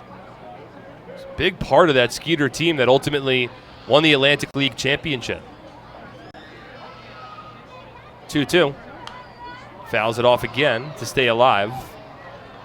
But one thing that the Atlantic League has, one of many things that the Atlantic League has seen out of Pete Incaviglia, the manager of the Skeeters, over his first 2 years at the helm, is that he has a quick trigger when it comes to players that he feels are underperforming. 2-2 to Rondon. Swinging a line drive out towards left center field. Kraus not able to get there, has to play it on a hop. And Rondon with his first hit of the night. That's a big one for him. Breaks up a 1 for 24 stretch. And now the speedy base runner represents the go-ahead run for the Revs in the 5th. Fisted that one after fouling off a couple of pitches. It was a nice at-bat for Rondon. Ultimately getting aboard on the 7th pitch of the battle against Kushmal. So now Kushmal will have to pay attention to Rondon at first base. He's 8 for 9 in stolen base attempts this year. And I imagine he would have a lot more steals if he was getting on base with a little more regularity. He'll be held on by Will Kenger at first base. Henry Castillo now at the plate. He's given the Patriots fits this season. First pitch to Castillo misses outside, 1-0. Well, back to Pete Incaviglia for a moment. I mean, the Revs are a perfect example of a team that has benefited from Incaviglia's quick trigger. Gave up on Wellington Dotel only about 2 weeks into the season last year, as Kushmal throws to first and Rondon dives back in. Dotel had a tough first 2 weeks after being selected in the first round of the Bridgeport Bluefish dispersal draft, and Incaviglia released him. Dotel came over to the York, signed with the Revs, and became an all-star. Rondon goes, the 1-0 is grounded through the right side of the infield, into right field. Rondon goes first to third as Pacioli gets the ball back over to Will Kenger. A successful hit and run. Henry Castillo continues to play well against the Patriots. Now runners on the corners with 1 away in the home half of the 5th. And the Revs have a good chance to take the lead.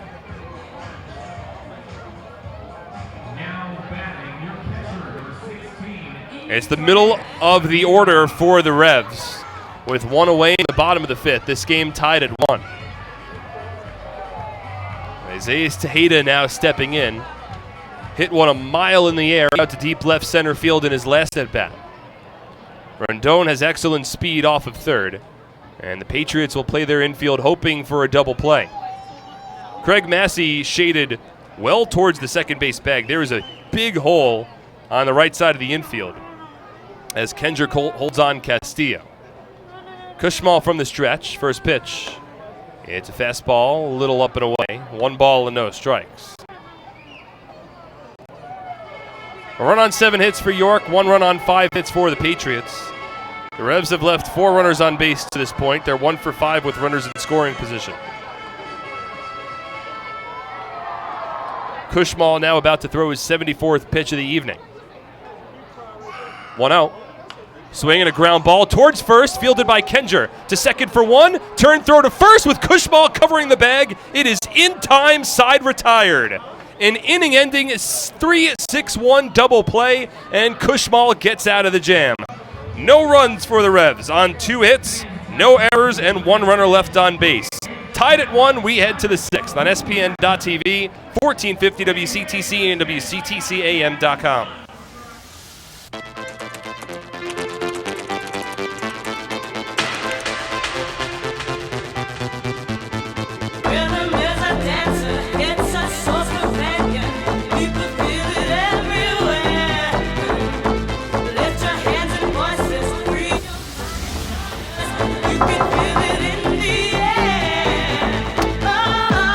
Sorry, we were running late. No problem. Come on in. This season, T-Mobile is partnering with Little League to make sure every kid can feel like an all-star. With T-Mobile, parents across the country can share the action, the highlights, and the lowlights. And the stars of tomorrow get a chance to shine today. From Little League to the big leagues, T-Mobile has you covered. Now connecting 99% of baseball fans. T-Mobile.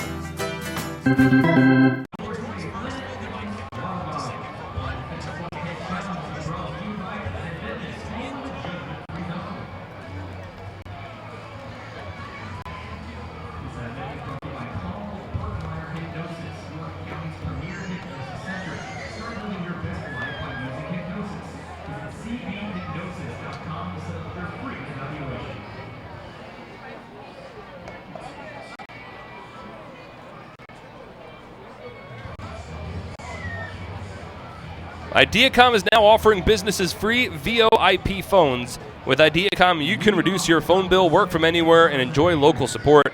Ideacom has the experience to provide a solution that's right for your business. Get the guys from Ideacom on your team today by visiting their website at ideacom-nj.com. Michael Ullman to lead off at the top of the 6th inning. 0 for 2 so far tonight, riding a 15-game hit streak and a 20-game on-base streak. Ian Thomas remains on the mound for the Revs, and the first pitch to Ullman taken for a strike, 0-1. There's a couple of lefties that have a chance to get up in this inning. Will Kenger awaits on deck, and then Craig Massey would be the 4th batter of the frame if the Patriots can get that far. So Thomas remains in, likely to face against at least one of those two. As a breaking ball to Ullman misses outside, 1 ball and 1 strike. Philip Walby, 6'2", 190-pound righty, continues to get loose for the Revs in their bullpen down the right field line. 1-1 to Ullman. Swung on, popped up, out of play. 1-2. Big double play turned by the Patriots in the bottom of the 5th. It wound up actually being a 3-4-1 double play. Craig Massey was shaded towards the second base bag, and Alfredo Rodriguez was deep in the hole at short.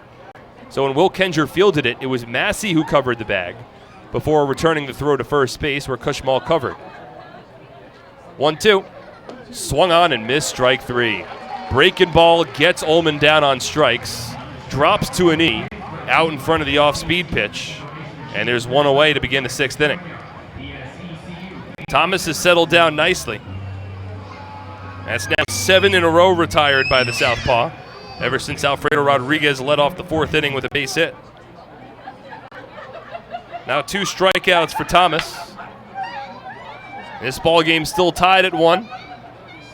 Thomas at 78 pitches, his 79th, is a fastball to Will Kenger that misses. 1 ball and no strikes. Kenger a lefty, so Thomas at least staying in to face against him. The 1-0. Breaking ball inside, 2 balls and no strikes. But Kenger did get the better of this meeting in his last at bat. Lined it in 2-out RBI single to left field. 2-0. Lays off a pitch a little high. 3 balls and no strikes.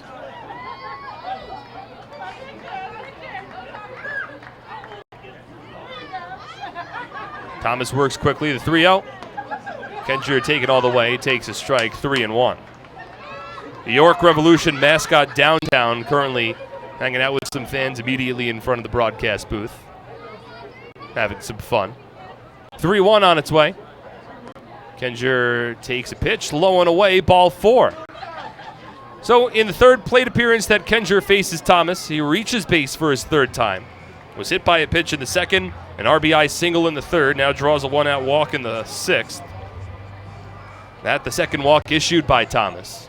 He'll stay in the ball game with Alfredo Rodriguez stepping to the plate, and I would imagine at this pace, Thomas has now thrown a season-high 83 pitches. Likely see Thomas at least in to face Craig Massey, who awaits on deck. First pitch to Rodriguez, a breaking ball that drops in for a called strike, 0-1. Alfredo's reached base twice tonight. Couple of base hits to left field against Thomas. Now hit safely in 4 straight plate appearances. The 0-1. Breaking ball and a ground ball hit to 3rd. Castillo fields to 2nd for 1. Turn throw to 1st in time. And around the horn, 5-4-3, inning-ending double play. And Thomas works his way quickly through the 6th inning unscathed. No runs, no hits, no errors, and nobody left on base. To the bottom of the 6th we go, still tied at 1 on SPN.TV, 1450 WCTC and WCTCAM.com. I'm fighting cancer. I'm fighting cancer. I am fighting cancer. I fight every day, I fight every night. Every hour. every minute, and every second. Robert Wood Johnson University Hospital Somerset and RWJ Barnabas Health, together with the Rutgers Cancer Institute of New Jersey, bring the latest research, treatments, and clinical trials close to home. We're fighting cancer. and I'm not fighting alone. Robert Wood Johnson University Hospital Somerset. Let's beat cancer together.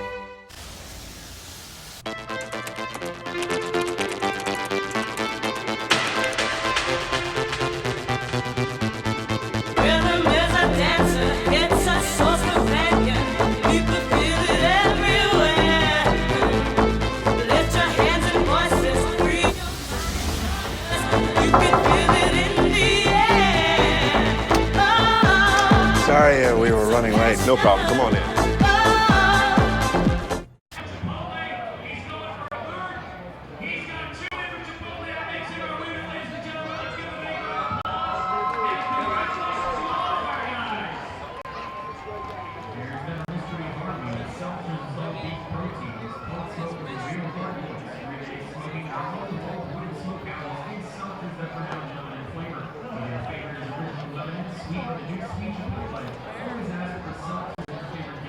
Hey fans, do you have a group of friends or coworkers you want to entertain? Then come to TD Bank Ballpark and party with the Patriots on our Audi Suite Level. Somerset Patriots Suite Level brought to you by your New Jersey Audi dealers in the 2019 Audi Q5 SUV. Take a test drive today and see for yourself why the Audi Q5 was born to not conform. With nationally recognized service, competitive rates, and an award-winning teen driver safety program, NJM Insurance Group is a home run for New Jersey. Get your free quote today at njm.com. This isn't just insurance, it's NJM. We're in the bottom of the 6th inning, and we are still tied at 1 between the Patriots and the Revolution. Here's Carlos Franco to lead off. First pitch. Swung on and hit in the air out towards shallow left. Long way to run for Kelly. Move it over! He dives and makes the catch! Scott Kelly showing off the athleticism. Long way to run in left field.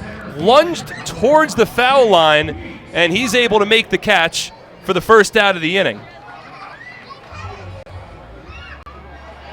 1 out, nobody on in the bottom of the 6th inning.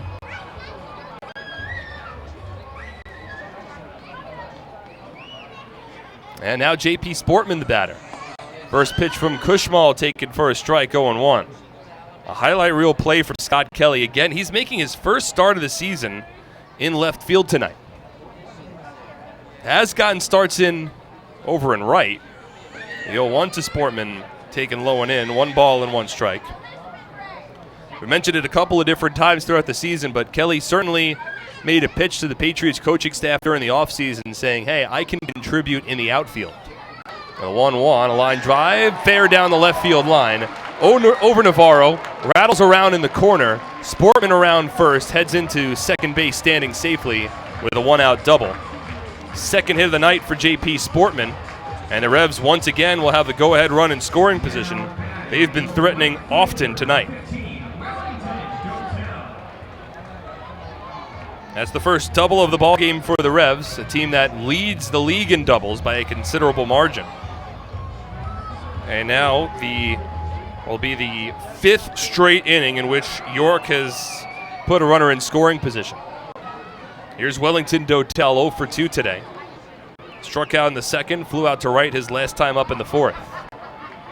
Sportman off of second base, Kushmal from the stretch. First pitch. Fastball for a strike, 0-1. Back to Kelly for a moment. Scott has made 6 starts this year in right field. This is the first one in left.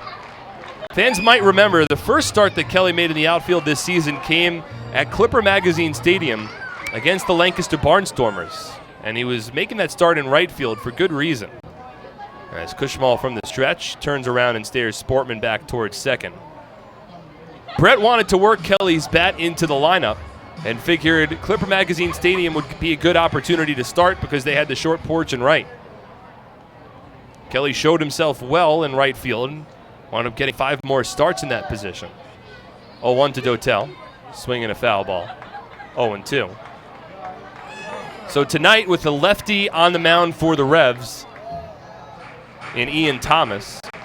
Ramon Flores hadn't had a night off in a while, so Brett was able to give Flores a night off, and with the short porch and left here in York,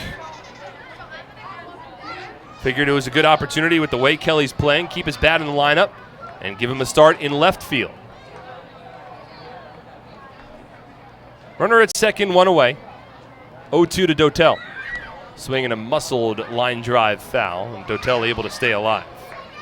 And Kelly's shown well so far in left. He's had a couple of chances. Caught a deep fly ball out to deep left center field off the bat of Isaiah Tejeda back in the 3rd. And then, of course, to begin this inning, a lunging, diving catch towards the foul line down in the left field corner to Rob Carlos Franco.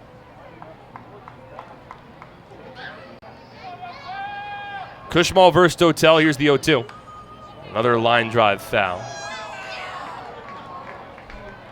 Hits off the netting, down the first base line, ricochets, and looked like a player for the Revs caught it at the top step of their dugout. That might have been Ryan Dent.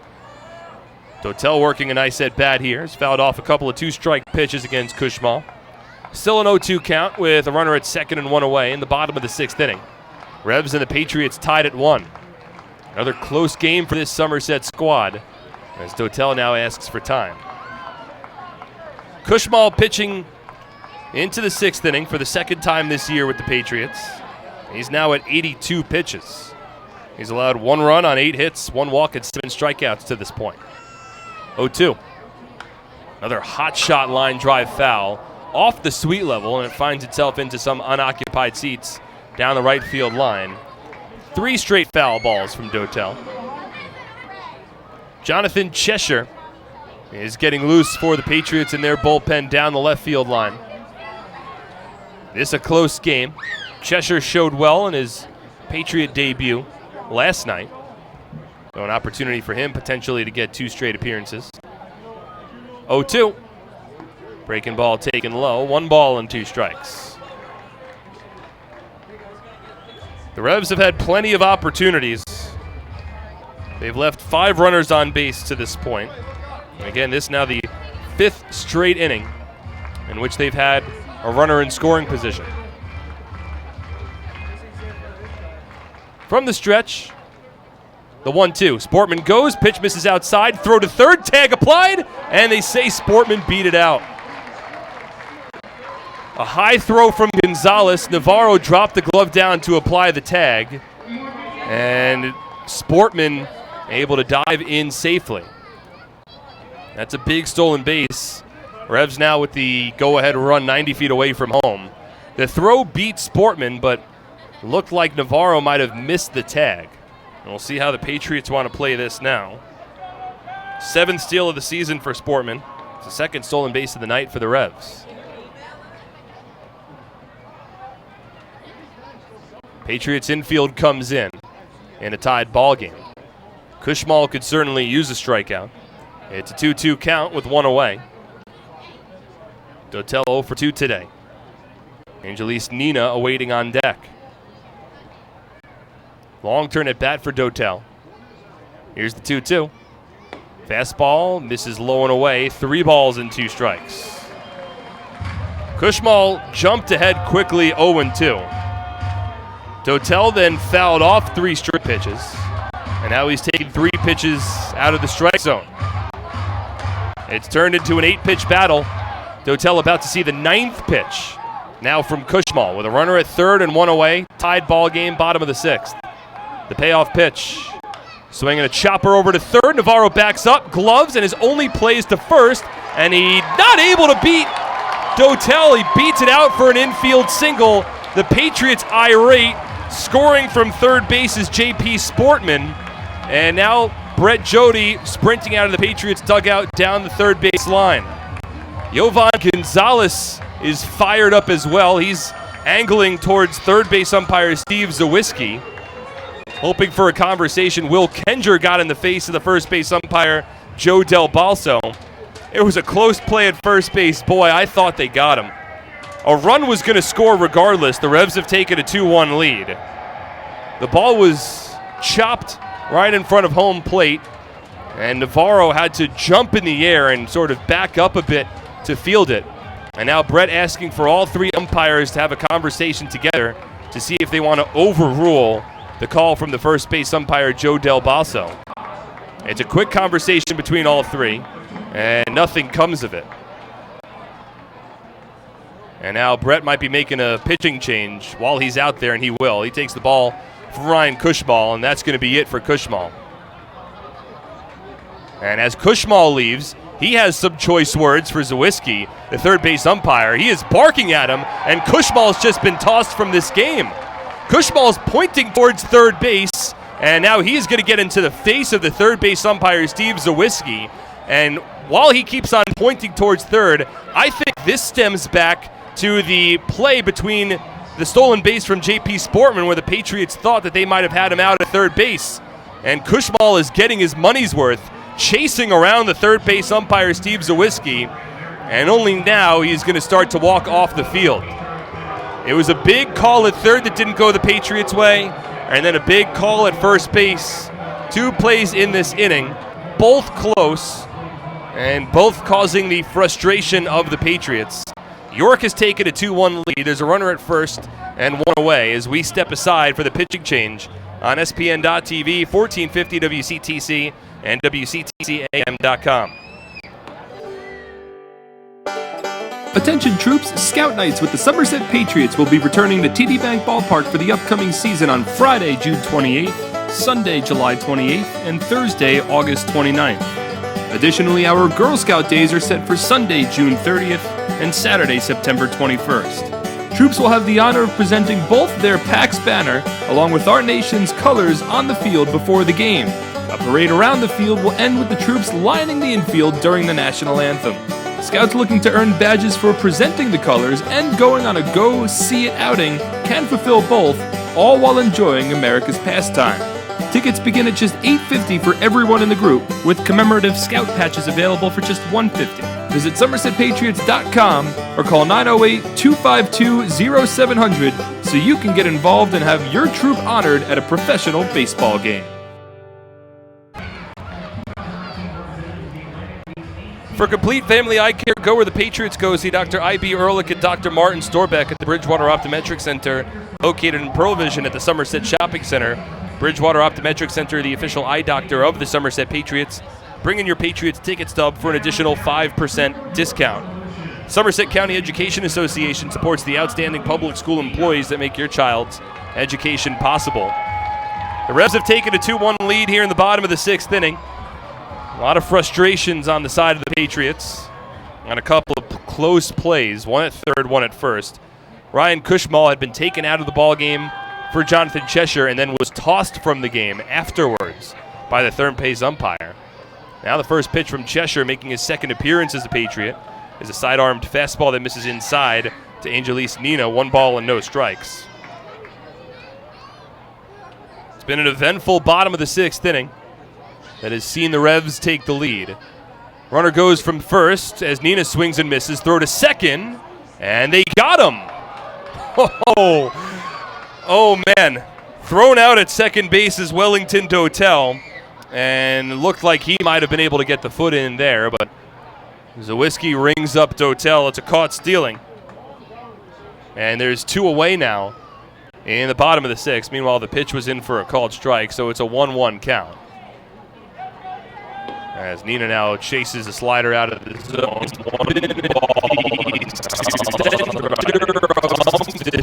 Bottom of the 6th. A questionable call at third base on a stolen base attempt from J.P. Sportman.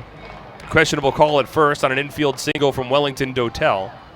1-2 now is fouled off. And then now a questionable call on the caught stealing at second base. Those umpires have a lot better angles than I do. They're on the field, I'm behind home plate, but some calls that have drawn some frustrations from both sides as Nina swings and grounds one past the diving Rodriguez and into center field. Alfredo Rodriguez was about to line that ball up, but it hit off the very lip of the infield grass, and instead of taking a projected bounce, it just skipped right past Rodriguez. An unfortunate bounce there for Somerset. Gives Nina his second hit of the ball game. A 2-out single in the bottom of the 6th inning puts a runner at first with 2 away.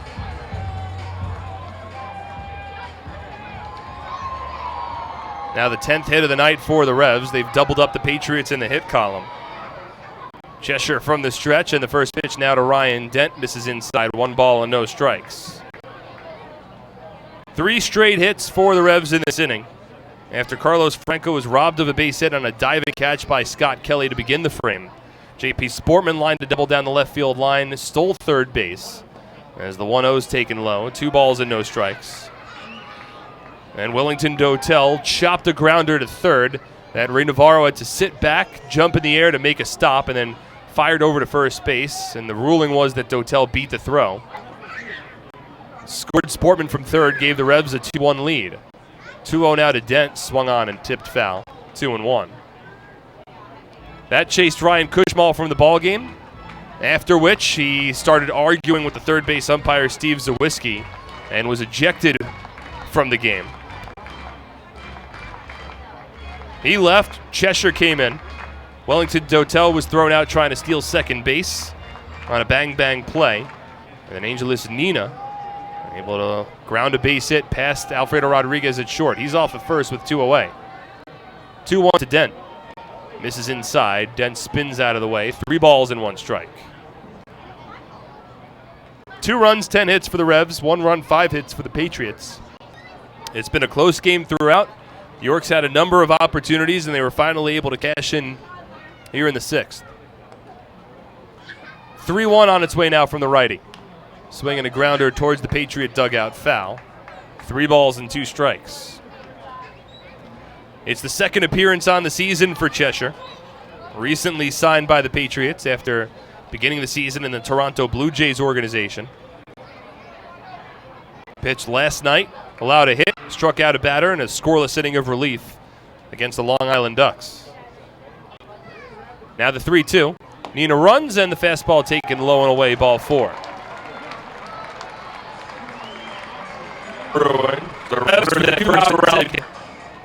Luis Cruz getting loose in Somerset's bullpen, and now to be Justin Trapp.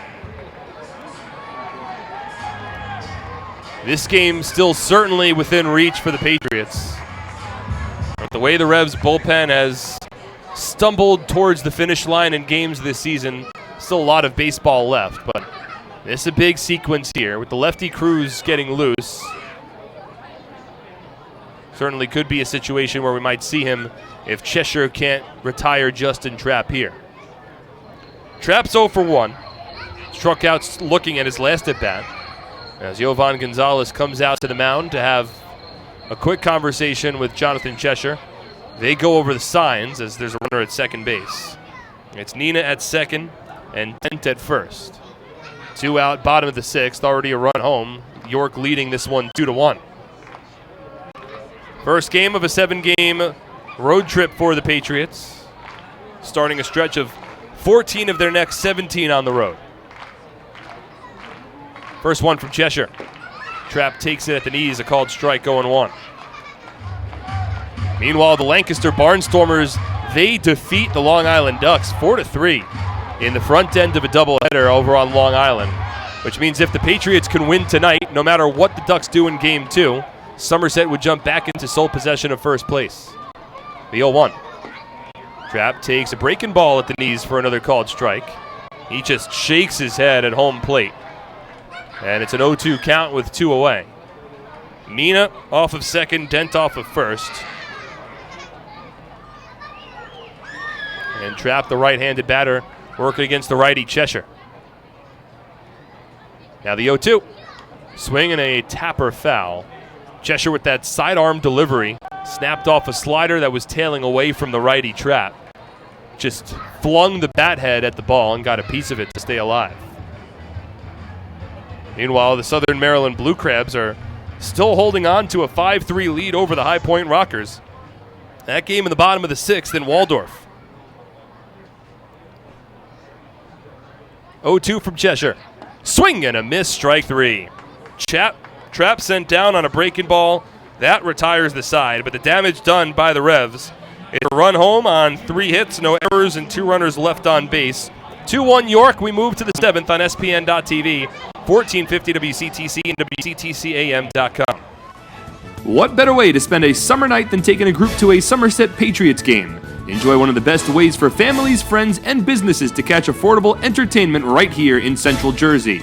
Groups of 30 or more receive $2 off the normal price per ticket, starting at just $8.50. These groups can participate in our on-field promotions, including a pregame performance, color guard, baseball buddies, Field of Dreams, or the 7th inning fun bunch. The Patriots also offer fundraising opportunities for groups of 250 or more for even larger discounts. Head over to our picnic area located down the left field line, where groups of 30 to 500 can have a ballpark barbecue. For $28 a person, get a ticket to the game and an all-you-can-eat barbecue buffet. Overlooking the left field line is the party deck, where an upscale buffet will be served along with a cash bar for groups of 30 to 150 for $39 a person. Groups of up to 30 or 40 can have private use of a fully furnished, climate-controlled hospitality suite with indoor and outdoor seating alongside wait service. Our exclusive Diamond Club is a large indoor hospitality space located on our suite level, perfect for holding meetings and entertaining clients. Here, outdoor balcony seating is accompanied by an hour-and-a-half upscale buffet, a private cash bar, cocktail tables, bar seating, and a 60-inch smart TV. Email us at groups@somersetpatriots.com or call 908-252-0700 to lock down your perfect summer outing.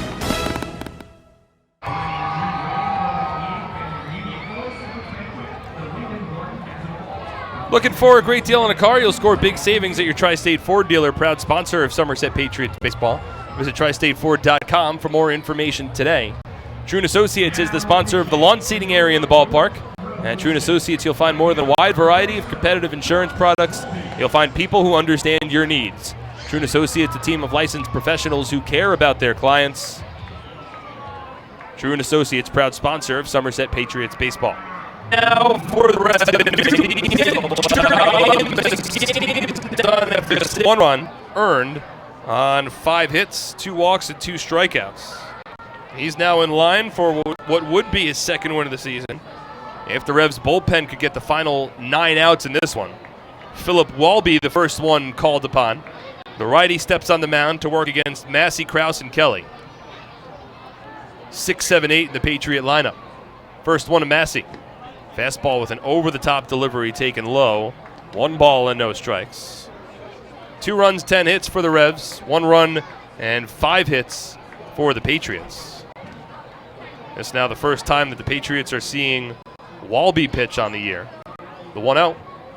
Massey takes a fastball up and away. 2 balls and no strikes. Walby signed by the Revs on June 11th. Debuted with 3 1/3 scoreless innings and a spot start against the High Point Rockers. Retired 7 of the first 8 batters that he faced. He's made 2 starts for the Revs. 2-0. Massey takes a fastball at the knees, a called strike, 2-1. Began the season in the United Shores Professional Baseball League with the West Side Woolly Mammoths.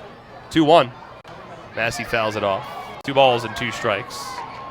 Another independent league. Went 3-0 with 3.78 ERA. Over 5 games, 3 starts with the Woolly Mammoths. 26-year-old out of San Diego, California.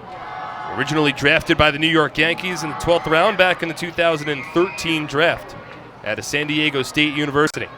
Now in his first season in the Atlantic League. The 2-2. Swing and a miss, strike 3. Massey laid on a fastball, tips it into the glove of Isaiah Tejeda, and there's 1 away to begin the 7th. Massey's struggles continue.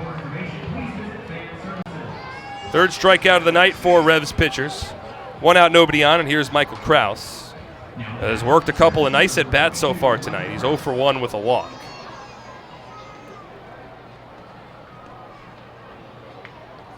Walby overall this season for the Revs has just made those 2 starts.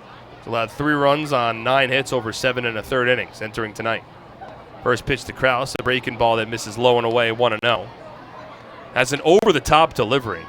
Not even the 3/4 or close to over the top that you see from some other pitchers. It seems almost like he's coming directly on top of his shoulder and working down. 1-0. Breaking ball, 12-6, a little high. Looked like that could have been a strike. 2 balls and no strikes as Krause works ahead in the count. Has now reached base safely in 13 of his last 14 games, putting aside last night's loss. 2-0. Fastball taken for a called strike at the knees. 2-1. Certainly been some frustrations from both sides with the umpiring tonight. The Patriots trailing by a run. Krause as good of an option to go deep as anybody in this lineup as he takes another fastball that somehow clips the inside corner. It's a called strike and the count runs even, with Scott Kelly awaiting on deck. Patriots haven't had a hit since a leadoff single from Alfredo Rodriguez in the 4th. 2-2 from Walby. Outside, 3 balls and 2 strikes. Patriots struck first with a run in the 3rd on a Will Kenger 2-out RBI single. Since that point, 2-out RBI single from Henry Castillo in the 3rd, and an RBI infield single from Wellington Dotel in the 6th, as the Revs in front 2-1. Now the 3-2. Swung on and hit in the air out towards shallow left field. Long way to run for Rondon, the shortstop, and he's able to track it down and make the catch. Showing off the wheels. That was about halfway in between the 3rd base bag and the left field fence. And he was able to get there to make the play for the 2nd out of the inning. No chance that Justin Trapp gets there. So Rondon steals a base hit away from Michael Krause with his speed. And now 2 out, nobody on for Scott Kelly.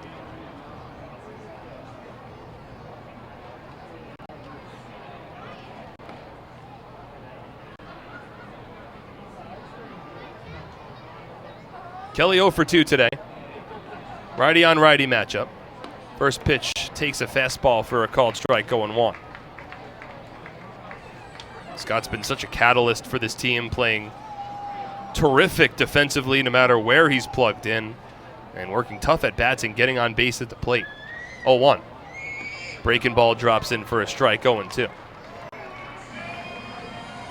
Somerset 7-1 in Kelly's last 8 starts, including 7 straight wins. He was 11 for 21 from the plate over those 8 starts entering tonight, and reached base safely in 15 of his last 26 at-bats. He's behind in the count here. The 0-2 from Walby. Fastball lined out to right field, but straight at Dotel. Couple of strides back, he makes the catch. And it's a quick 1-2-3 inning for Philip Walby. We'll stretch and then head to the bottom of the 7th. Somerset trailing 2-1 on SPN.TV, 1450 WCTC and WCTCAM.com. At Flemington Car and Truck Country, we've been satisfying customers for over 40 years, providing selection With 16 manufacturer brands plus over 500 available certified pre-owned vehicles. Convenience. With all our dealerships located on Route 202 and 31 in Flemington. And satisfaction. With positive reviews praising our business model every day. We'll never take our customers for granted. Flemington Car and Truck Country. Every day, we're here. So many good options. Man, I'm hungry. Ooh, let's do healthy today. I think that'll work. The healthy plate. What do we have here? So many good options. What do I choose? We have veggie burger, turkey burger, fruit cup. It all sounds so good, but something's telling me veggie burger. I think I'll have the veggie burger. A lot of great choices here at the Horizon Healthy Plate concession stand.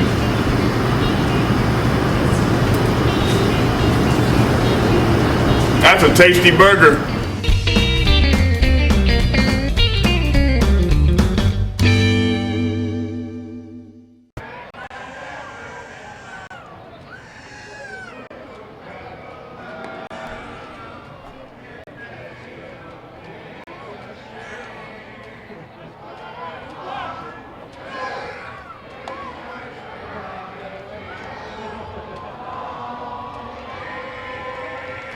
Get the checking account for smart people, Provident Smart Checking. No minimum balance, no monthly service fees. Yes, indeed. Provident Bank commitment you can count on. Get the ball rolling at provident.bank. New pitcher in the game for the Patriots as we move to the bottom of the 7th inning. The Revs in front 2-1, and Luis Cruz will now step on the mound for Somerset. Jonathan Cheshire done after 2/3 of an inning. He allows just one hit, no runs, one walk, and one strikeout. And now it's Cruz, the 5'9", 205-pound southpaw. 1-1 on the season with a 3.66 ERA. 15 strikeouts against 8 walks over 19 2/3 innings. And he now makes his 18th relief appearance on the season for the Patriots. He'll hope to keep this at a 1-run deficit. Revs plating a run in the bottom of the 6th. That right now the difference on an RBI infield single from Wellington Dotel. Top of the order due up for the Revs here in the 7th, Alvaro Rondon bats from the left side against the lefty Cruz and takes a first pitch fastball for a strike. 0-1. Rondon got a base hit in his last at bat. Takes this fastball for a called strike here, 0-2. He's now 2 for his last 25 from the plate.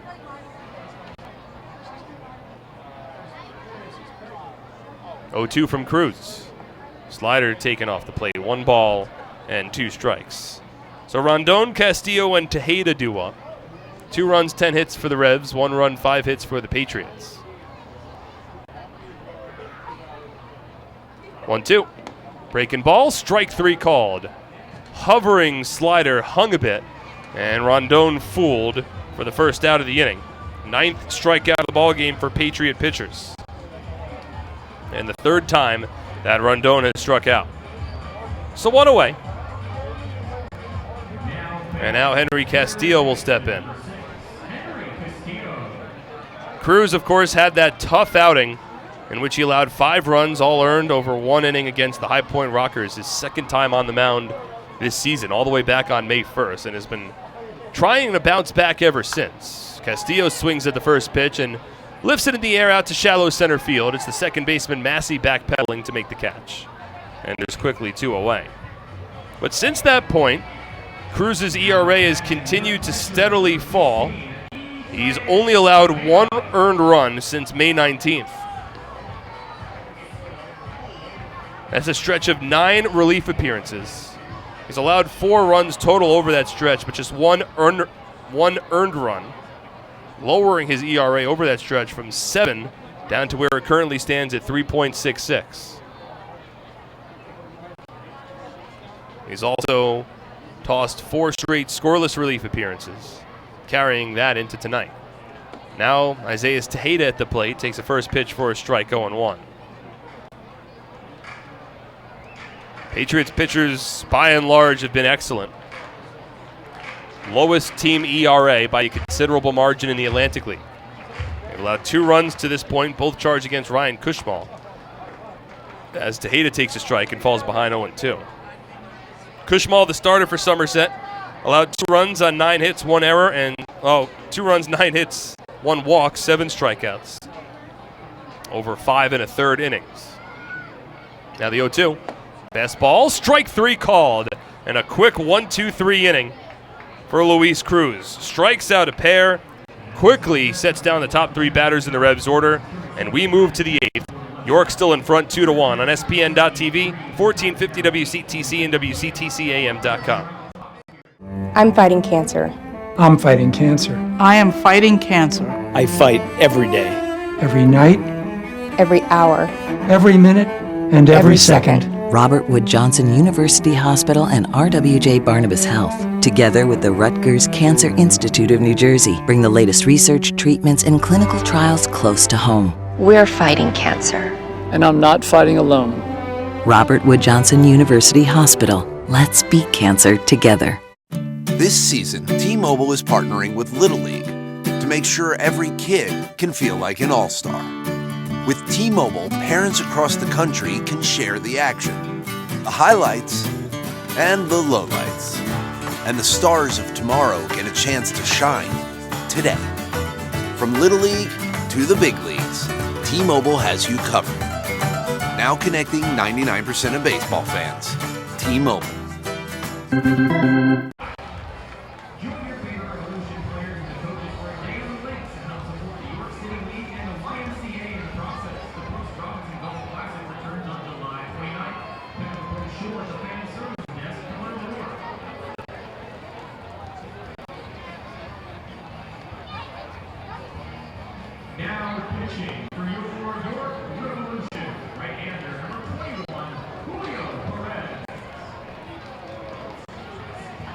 Another new pitcher in the ball game for the Revs as we move now to the top of the 8th inning. 2-1 York in front. My name is Mark Schwartz. Thank you so much for tuning in for tonight's broadcast on a beautiful Friday evening from York, Pennsylvania.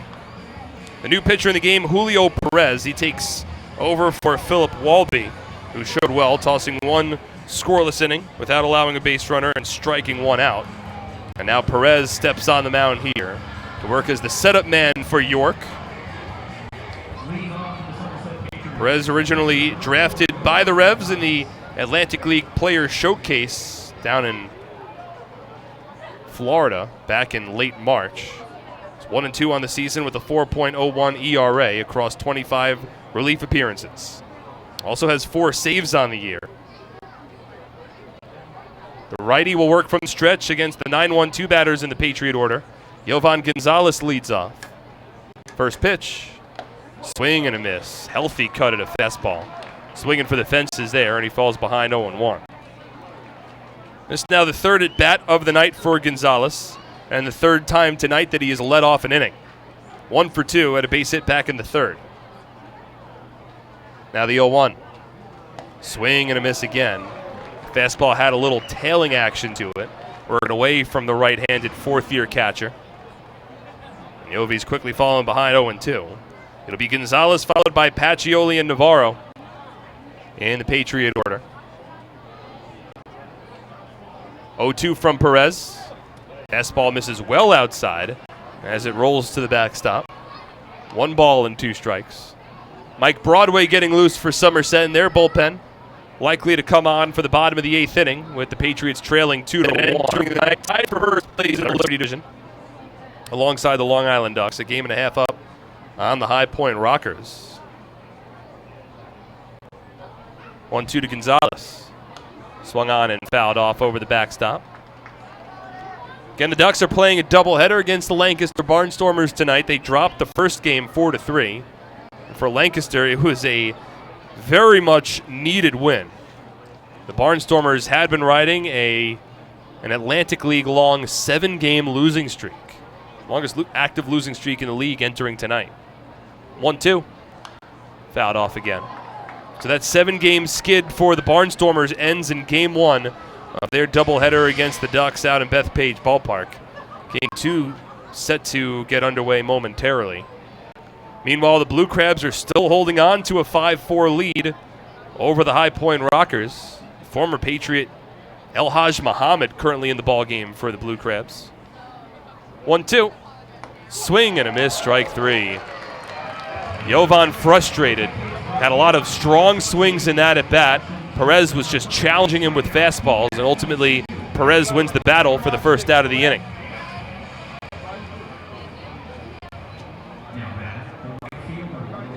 So 1 out, nobody on. Jovan now 1 for 3. And now it's Justin Pacioli, also 1 for 3. Pacioli scored the only run of the game for Somerset. Had a bunt single in the 3rd inning, came around to score on Will Kenger's RBI single. First one to Patch here, misses outside, 1-0.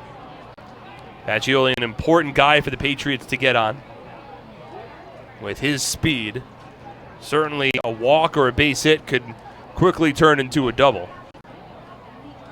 The Patriots have been stymied really ever since that 3rd inning. The 1-0. Swing and a tapper foul. Off the glove of Isaiah Tejeda. 1 ball and 1 strike. Patriots plated a run on 3 hits in the 3rd inning, and the inning ultimately ended when Michael Ullman was caught in a rundown in between 2nd and 3rd base on the Kenger RBI single. Then in the top of the 4th, Alfredo Rodriguez led off the inning with a base hit. Since that point, Revs pitchers have faced the minimum and have only allowed 1 base runner. A 1-out walk in the 6th to Kenger. Breaking ball here to Pacioli, taken high, 2-1. Somerset hasn't had a hit since that point. That included 7 straight being retired by Ian Thomas.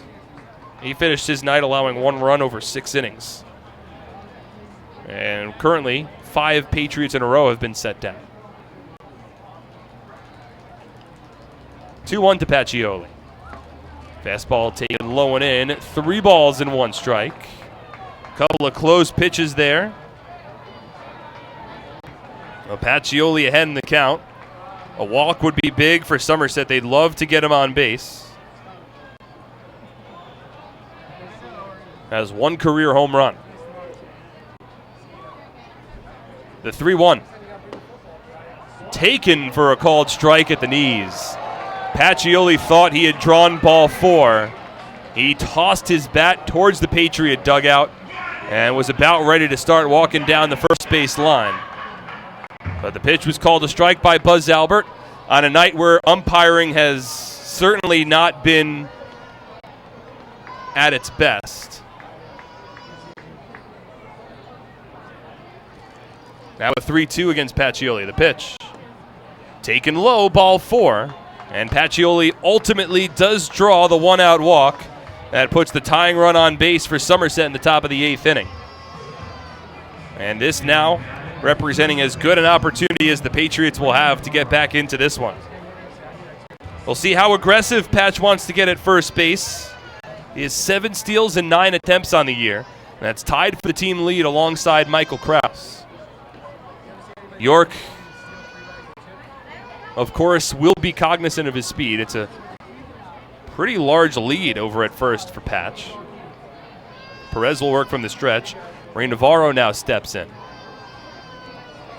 And Perez steps off the mound. Just takes that right foot off the rubber and stares back towards first base. Pacioli barely budges.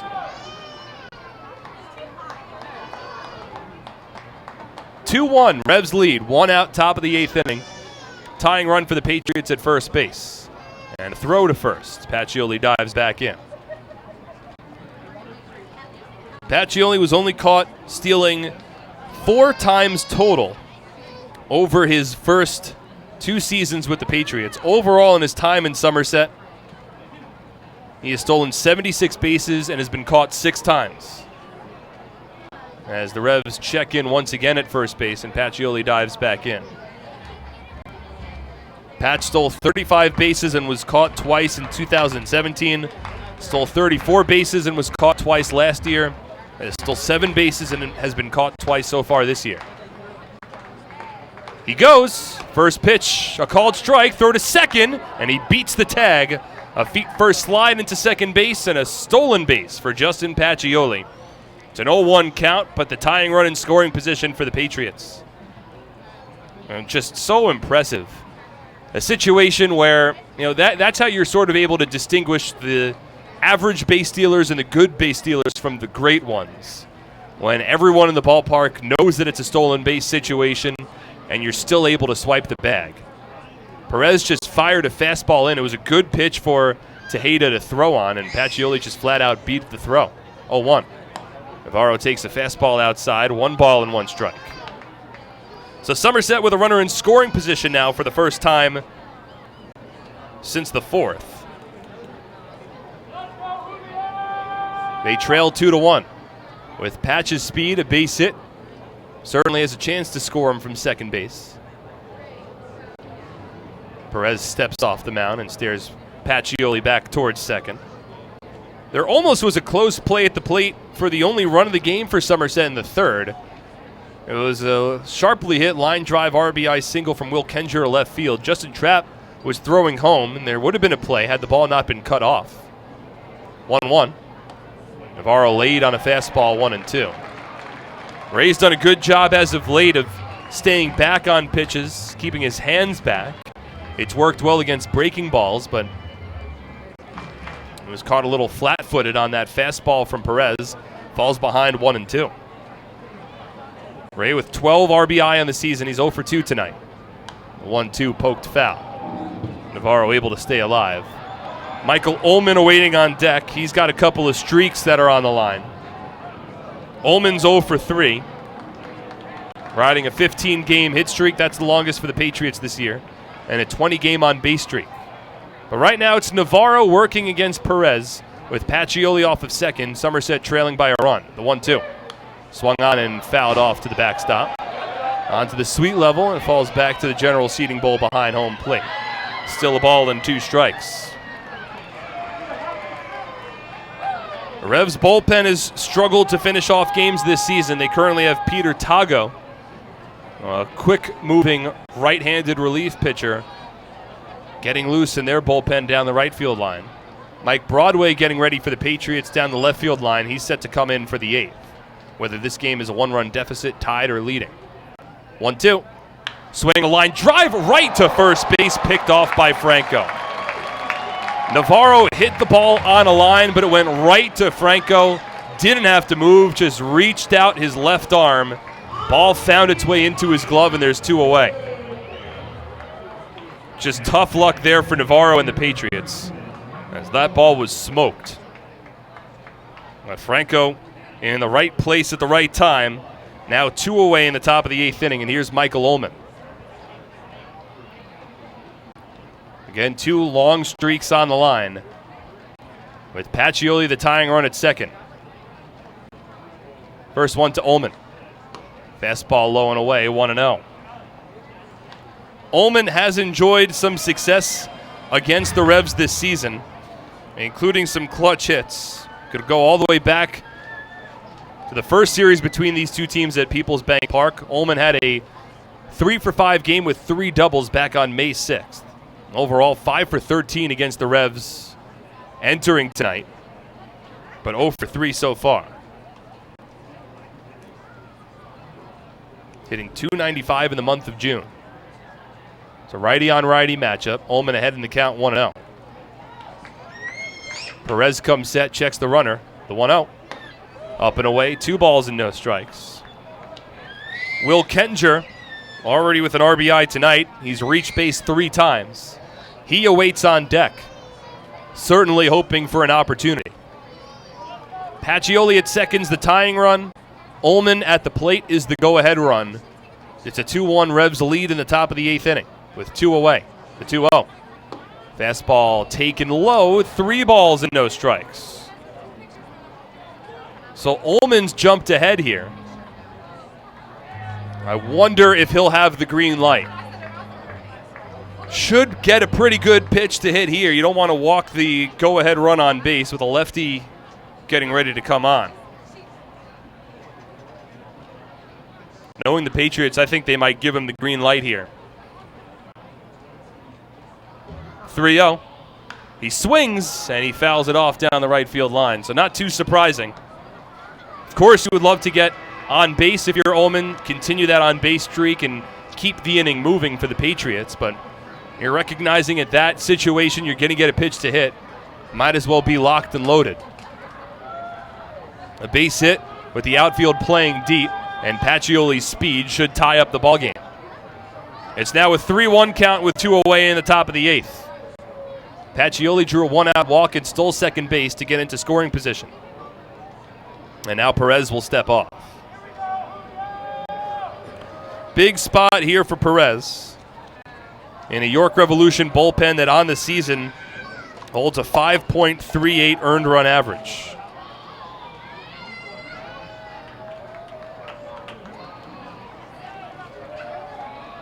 The 3-1. Up and in, ball 4. Michael Ullman draws a 2-out walk. That extends his on-base streak now to 21 consecutive games. The hit streak is potentially still on the line. But now runners at first and second, and an opportunity for Will Kenger, who again has driven home the only run in the ballgame for the Patriots, and he has reached base in all 3 of his plate appearances. Hit by a pitch in the second, RBI single in the third, and drew a walk in the 6th. Base hit here could give the Patriots the lead. First one from Perez. Swing and a miss. Kenger was ready to rip on a first pitch fastball, as he often does, but he was a little late, and he falls behind 0-1.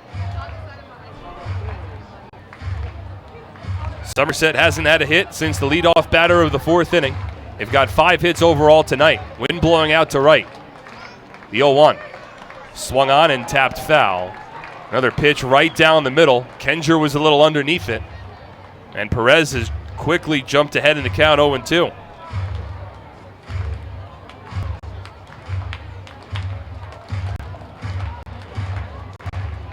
York took the lead on an RBI infield single from Wellington Dotel in the bottom of the 6th inning. And that lead still holding up for the time being. Pacioli at second, Ullman at first. An 0-2 count with 2 away in the top of the 8th inning. The righty Perez comes set. The 0-2. Swung on and fouled to the backstop. Another fastball there from Perez, and Kenger just fights it off to see another pitch. An opportunity tonight for the Patriots with the Ducks having already lost, where irregardless of what Long Island does in their second game of their doubleheader, a win tonight for the Patriots would thrust them into sole possession of first place. But they trail by a run tonight. Once again, the 0-2. Swing, and it's muscled foul. Fastball up and into Kenger. 2 straight foul balls and a couple of 2-strike fastballs. And Kenger working this at bat. His .329 batting average entering tonight, second best in the Atlantic League, trailing only the former major leaguer Alejandro De Aza of the New Britain Bees. The 0-2. Swung on, popped up, out of play. Behind home plate, and it lands towards the sweet level. 3 consecutive foul balls on an 0-2 count. Wellington Dotel worked a similar at-bat to give the Revs the lead in the bottom of the 6th. Fell behind 0-2, fouled off 3 pitches, eventually worked the count full, and on the 9th pitch of his battle against Ryan Kushmal, chopped one to third, and he was able to beat out the throw from Ray Navarro.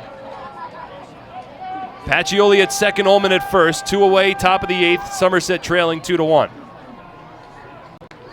The 0-2. Swung on, skied in the air, foul, third base side. Giving it a look is Castillo. Looks like he'll have enough space. He does to make the catch, and the inning is over. Kenger works the battle, but it's Perez who wins it. And the Patriots strand a pair on base in the top of the 8th inning. No runs, no hits, no errors, and 2 runners left on. 2-1 York. We move to the bottom of the 8th on SPN.TV, 1450 WCTC, and WCTCAM.com. For over 85 years, in every county across the state, we've protected the health of New Jersey, covering families and businesses through life's big moments and the small ones. Because we don't just work here, we live here too. Over 5,000 local employees, all with the same purpose, taking care of you.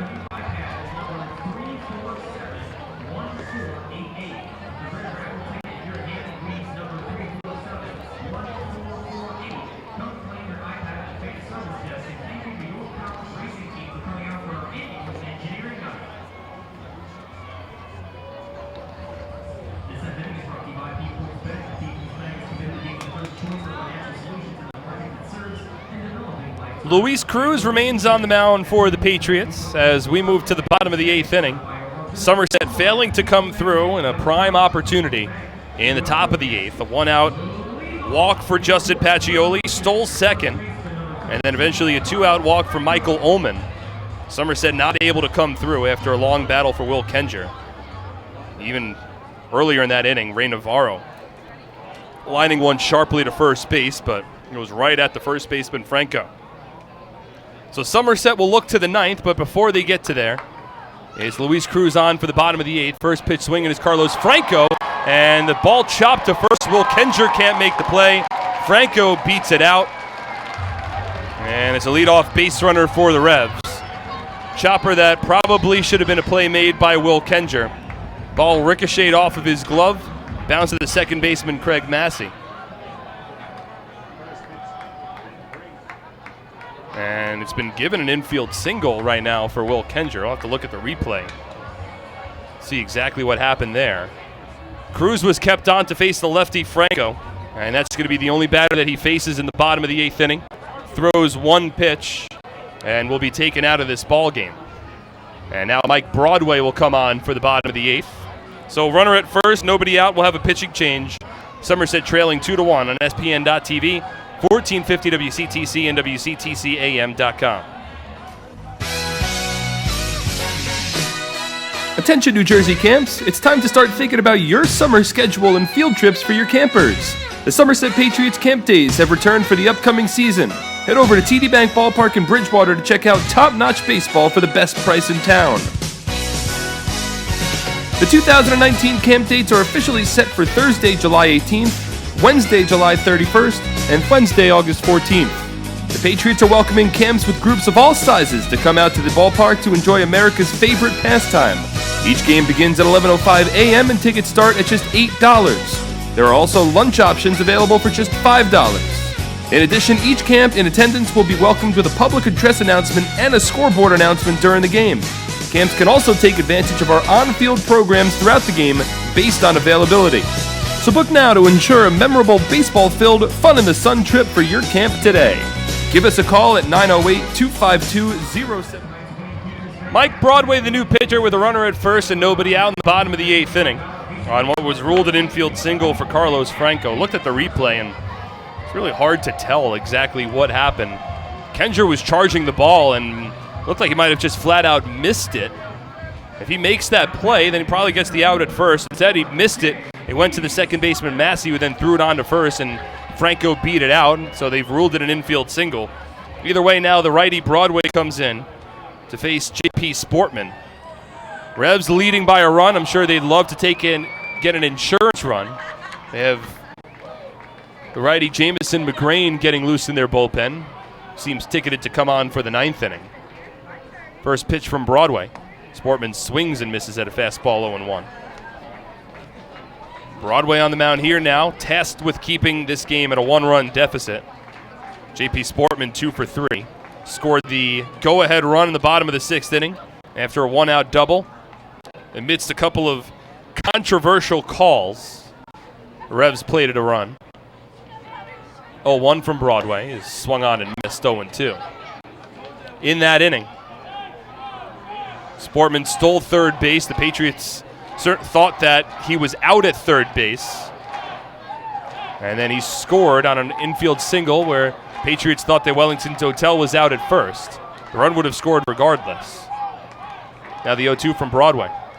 Swung on, popped in the air. Foul territory first base side. Kenger and Gonzalez both give it a look, but the wind takes it out of play, and Sportman lives to see another pitch. And in that 6th inning, after Somerset Patriots starting pitcher Ryan Cushmal was taken out of the ball game, As he was leaving the field, he got into an argument with the third base umpire, Steve Zawiski, and was ejected.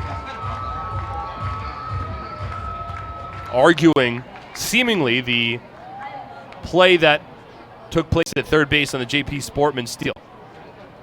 Now the 0-2 from Broadway. Swung on, popped up again.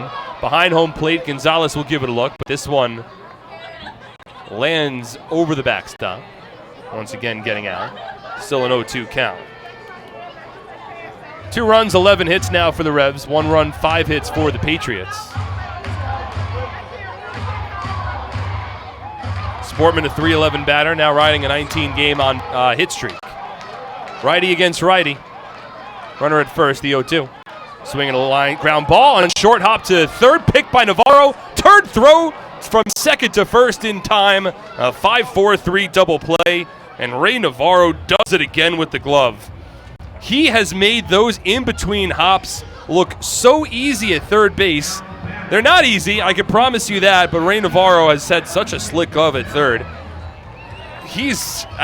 In my opinion, he's been the most impressive defensive third baseman that I've seen in the Atlantic League all season, and pretty easily at that. A short hopped ground ball to Navarro at third, fielded it in between his legs. As the first pitch now to Wellington Dotel, taken off the plate, 1 ball and no strikes. He sort of jumped in the air, working with the ball, still fielded it in between his legs, and then quickly snapped the throw on to second, where Massey turned it onto first for the double play. As Dotel drops to a knee and swings through a hard slider from Broadway. 1 ball and 1 strike. This game has been close throughout. Revs holding on to a 1-run lead, and they're going to bring on likely Jameson McGrain in the top of the 9th inning in hopes of collecting a save and taking the opener of this 3-game series. Dotel 1 for 3. 1-1, swung on and missed, laid on a fastball from Broadway, 1-2. Right now, his RBI single of the infield variety back in the 6th inning is the difference. Chopped 1 to third. Ray Navarro hesitated for a moment. He had to backpedal and sort of leap up at third base to field it, and then snap the throw on to first. And Dotel was ruled safe. Navarro thought about throwing home because Sportman was at third base with 1 away on the play. Ultimately, everyone was safe. 1-2. Swing and a miss, strike 3. Broadway makes Dotel look foolish on a hard slider, and the inning quickly comes to an end. 11th strikeout of the night for Patriots pitchers. We move to the top of the 9th inning now. Last chance for the Patriots. 1 to tie, 2 to take the lead. Coming up next on SPN.TV, 1450 WCTC and WCTCAM.com. Are you ready for some family fun? Have a ball with everyone. It's a slam and hit. Come on and get patriotic. The Somerset Patriots are back at TD Bank Ballpark in Bridgewater. It is the most fun you'll have all summer with fireworks, celebrity appearances, and championship baseball. Don't miss out. Get your tickets today. It's a slam and hit. Come on, get patriotic.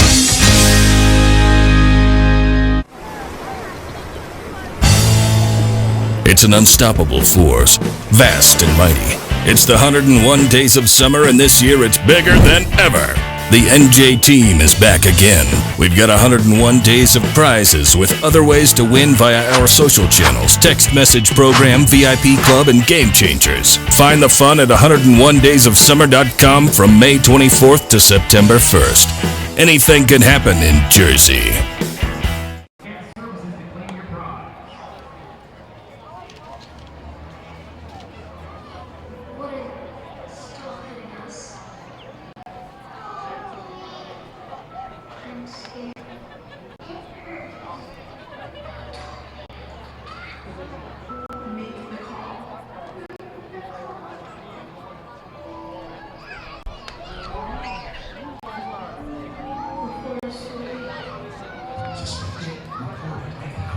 Jameson McGrain, the new pitcher for the Revolution, as we move to the top of the 9th inning.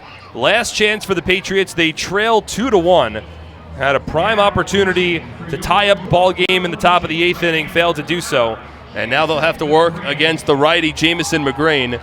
Recently put in as the closer for this Revs team, a 6'4", 215-pound righty from Framingham, Massachusetts. 2-0 on the season with a 1.93 ERA.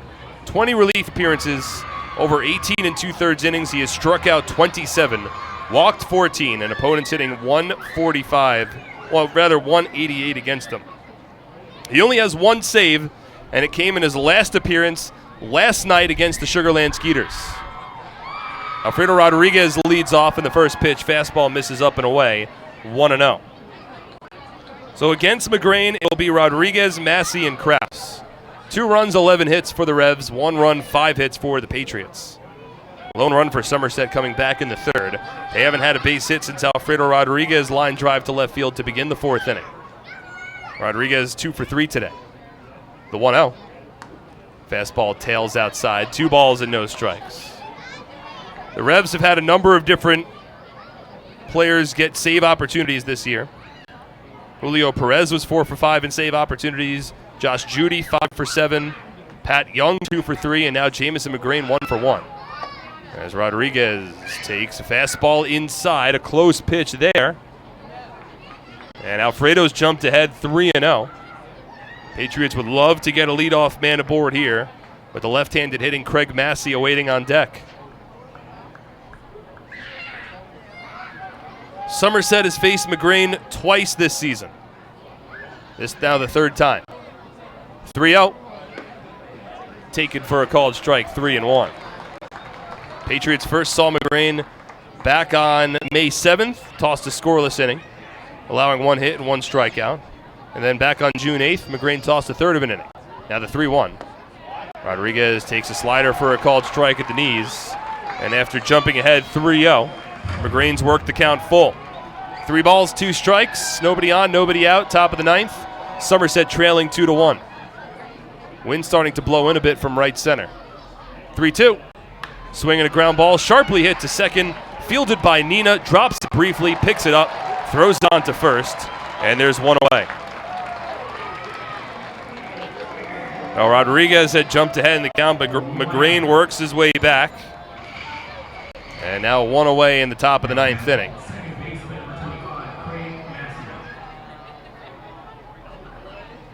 Patriots, the way that the out-of-town scoreboard had shifted around so far tonight, might have had an opportunity to gain some ground, but right now they still need to at least score a run to keep this game alive.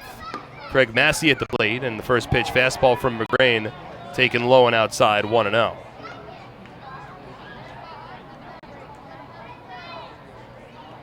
Massey 0 for 3. Batting average dipping down now to .233 on the season. Left-handed hitter looking for his first home run. The 1-0. Swung on and muscled foul. Jammed a bit on a fastball that rode in on the hands. Fouls it off down the third base line. 1 ball and 1 strike.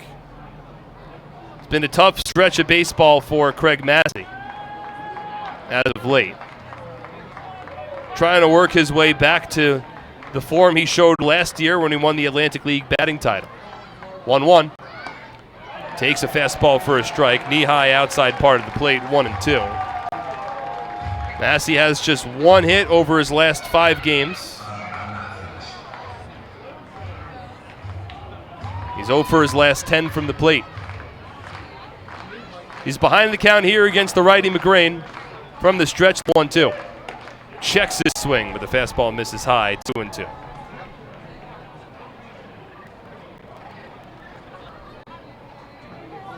He's 1 for his last 22 from the plate, including tonight, coming over the last 9 days. The 2-2.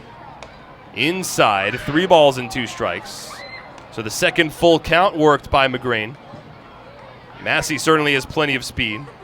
He's a threat to run if he gets aboard. Patriots trailing 2-1, 1 out, nobody on.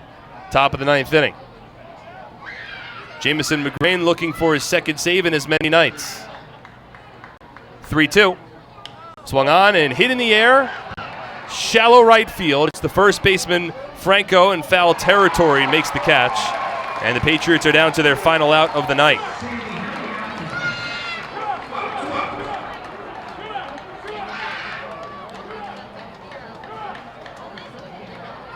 So Massey retired, and now it's up to Michael Krause to keep this game alive. Krause 0 for 2 with the walk.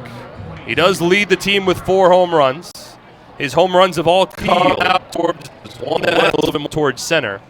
But this is a ballpark where there's a short porch and left with the tall arch nemesis fence. We have yet to see a home run tonight. Krause certainly has a chance to go yard. And the first pitch from McGrain taken low and away, 1-0.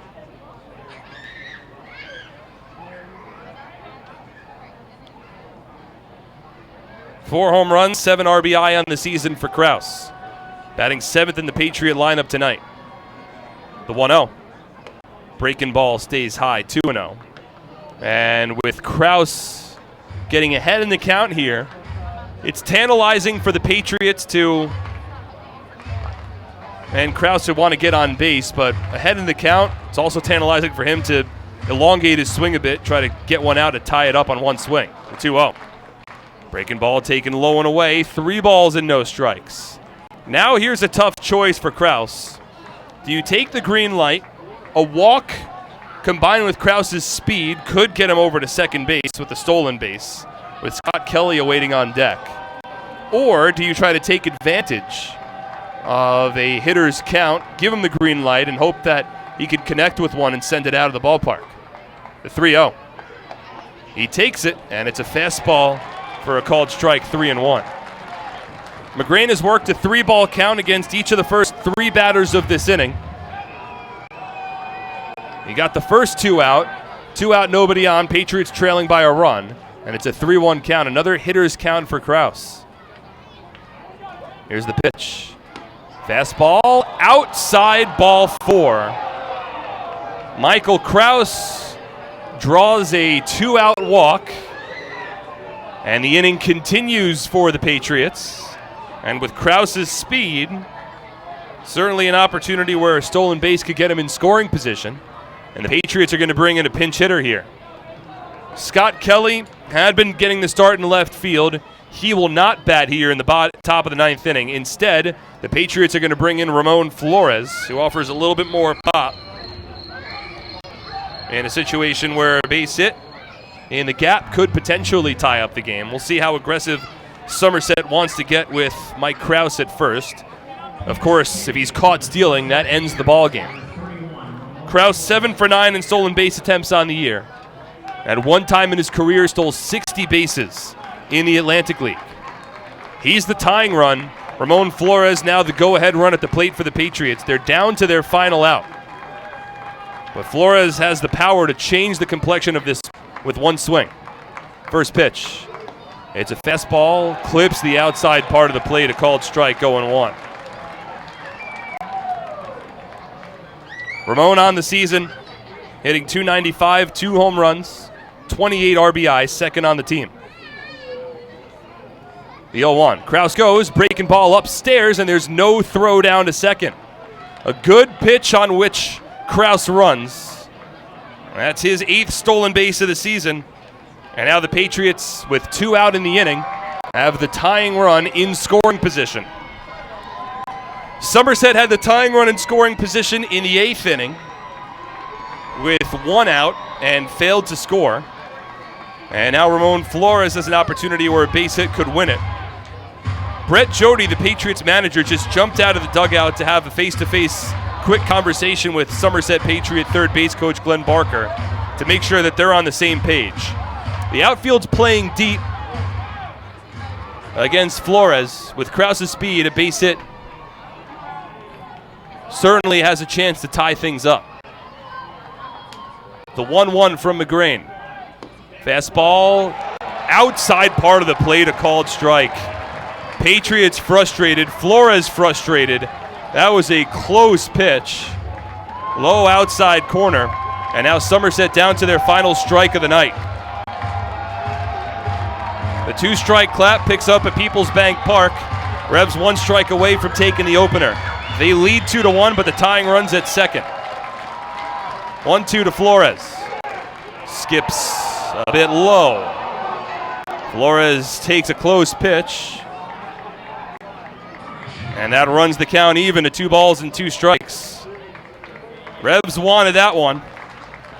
But Flores with a good eye works the count even. Outfield continues to play back. Willington Dotel is a strong arm in right. Trapp a strong arm in left with the short porch. Kraus almost certainly will be running on anything hit into the outfield. McGreen comes set. Checks the runner. Now the 2-2. Swung on, lifted in the air, foul, third base side. Castillo gives it a look. Near the Patriots bullpen, reaches over, makes the catch, and the ball game is over. He reached over the railing, down the third base line, brought it back into the field of play, and the Patriots strand the tying run at second base as the Revs take the opener of this 3-game series with a 2-1 final over the Patriots. We'll step aside when we come back, wrap up the night that was as the Revs take this one 2-1 on SPN.TV, 1450 WCTC, and WCTCAM.com. At Flemington Car and Truck Country, we've been satisfying customers for over 40 years, providing selection with 16 manufacturer brands plus over 500 available certified pre-owned vehicles. Convenience with all our dealerships located on Route 202 and 31 in Flemington. And satisfaction with positive reviews praising our business model every day. We'll never take our customers for granted. Flemington Car and Truck Country. Every day, we're here. Presenting the lowest car prices you've ever seen. Wow pricing. Only on Fullerton.com. It'll blow you away. If you want the best deals on all new cars and trucks, don't miss Fullerton's absolutely enormous spring clearance event. Get the lowest prices on our entire new inventory all month long. This month only at Fullerton.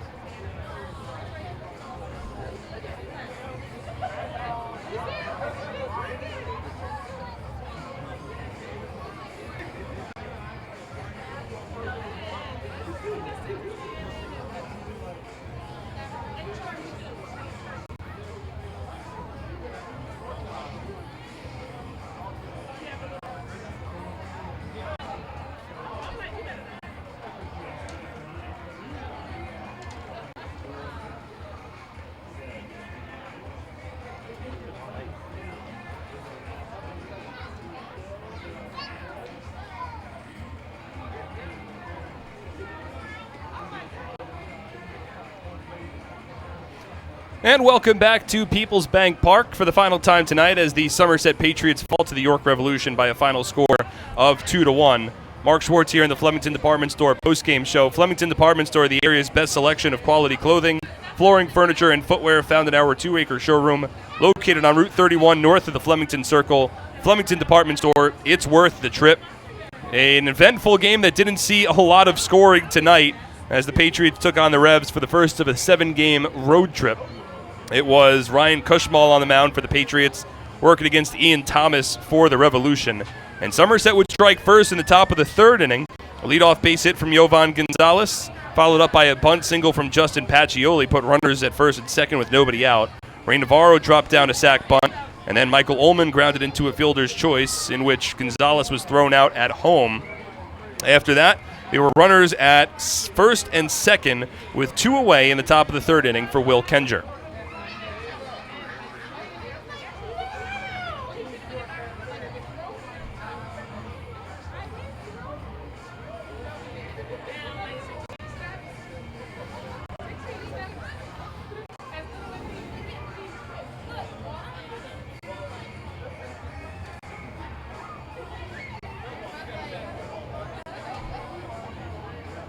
So Somerset in front 1-0 at that point. That wound up being the only run they'd score tonight. The Revolution would tie it up in the immediate half inning following. Ryan Dent led off with a base hit. Justin Trapp reached on a walk. Alvaro Rendon then struck out swinging. During that at bat, Ryan Dent was picked off of second base. Trapp advanced to second on that pickoff and then stole third base before Henry Castillo brought him home with a 2-strike, 2-out RBI single to left field. That made the game at 1 apiece. It would stay tied at 1 until the bottom of the 6th inning. Both pitchers were pitching well. Ian Thomas would allow a hit in the top of the 4th, and after that point, he wound up retiring the next 7 in a row. Meanwhile, in the bottom of the 6th, after Ryan Cushmall had worked out of danger in both the 4th and the 5th inning to keep the game tied, wouldn't have as much success in the 6th inning, but that came with a lot of controversy. With 1 out, nobody on, J.P. Sportman lined a double down the left field line. He then stole third base on a long turn at bat from Wellington Castillo. The Patriots thought that Sportman was tagged out at third base, but the call didn't go Somerset's way. Wellington Dotel, after falling behind 0-2, worked a 9-pitch battle, ultimately chopped one to third base, a play that Navarro had to hesitate on a bit and then wound up throwing over to first. Dotel was safe on a play the Patriots thought he should have been ruled out. Either way, it was an RBI infield single for Dotel. That gave the Revs a 2-1 lead, and that ultimately spelled the end of the night for Ryan Cushmall.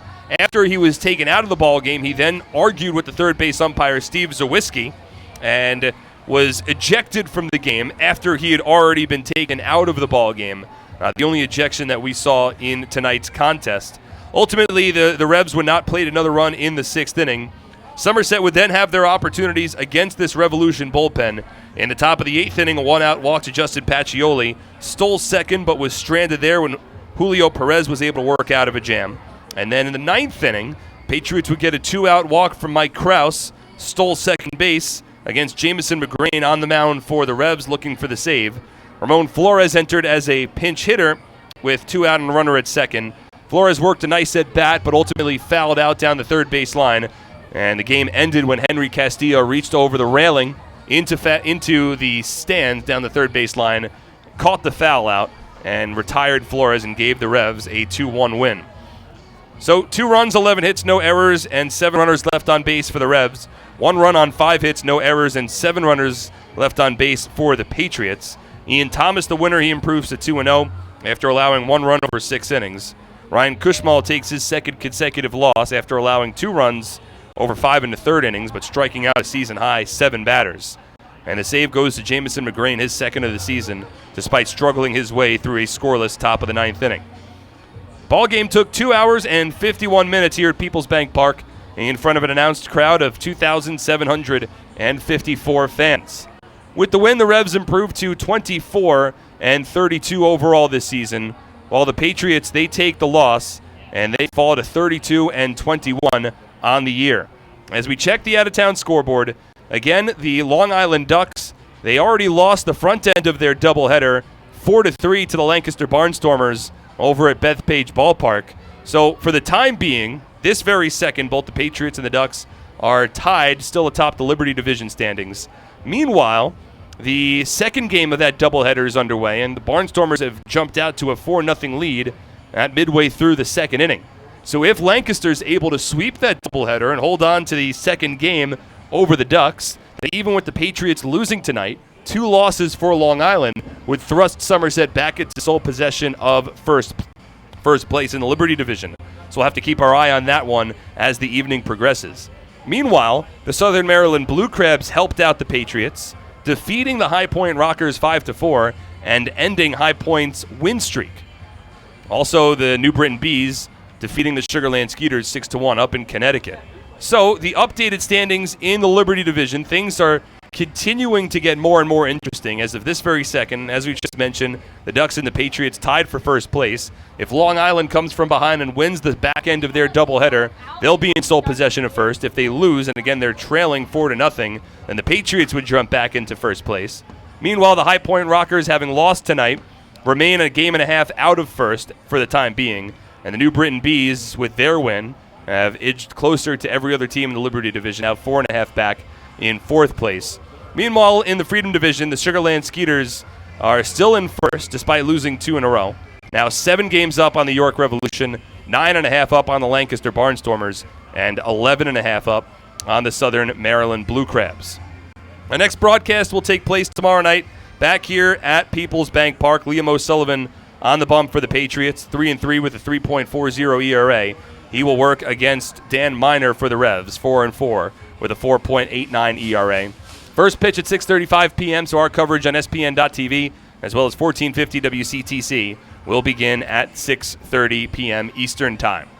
Big thank you goes out to Dave Reish, running our boards on our WCTC broadcast all night long, as well as a thank you to Darryl Henry and the entire York Revolution press box staff for their lovely hospitality here in the first of 3 days in York, Pennsylvania.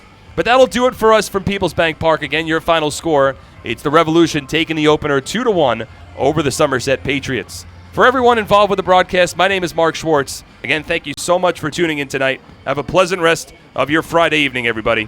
Good night. All right, see you, Dave.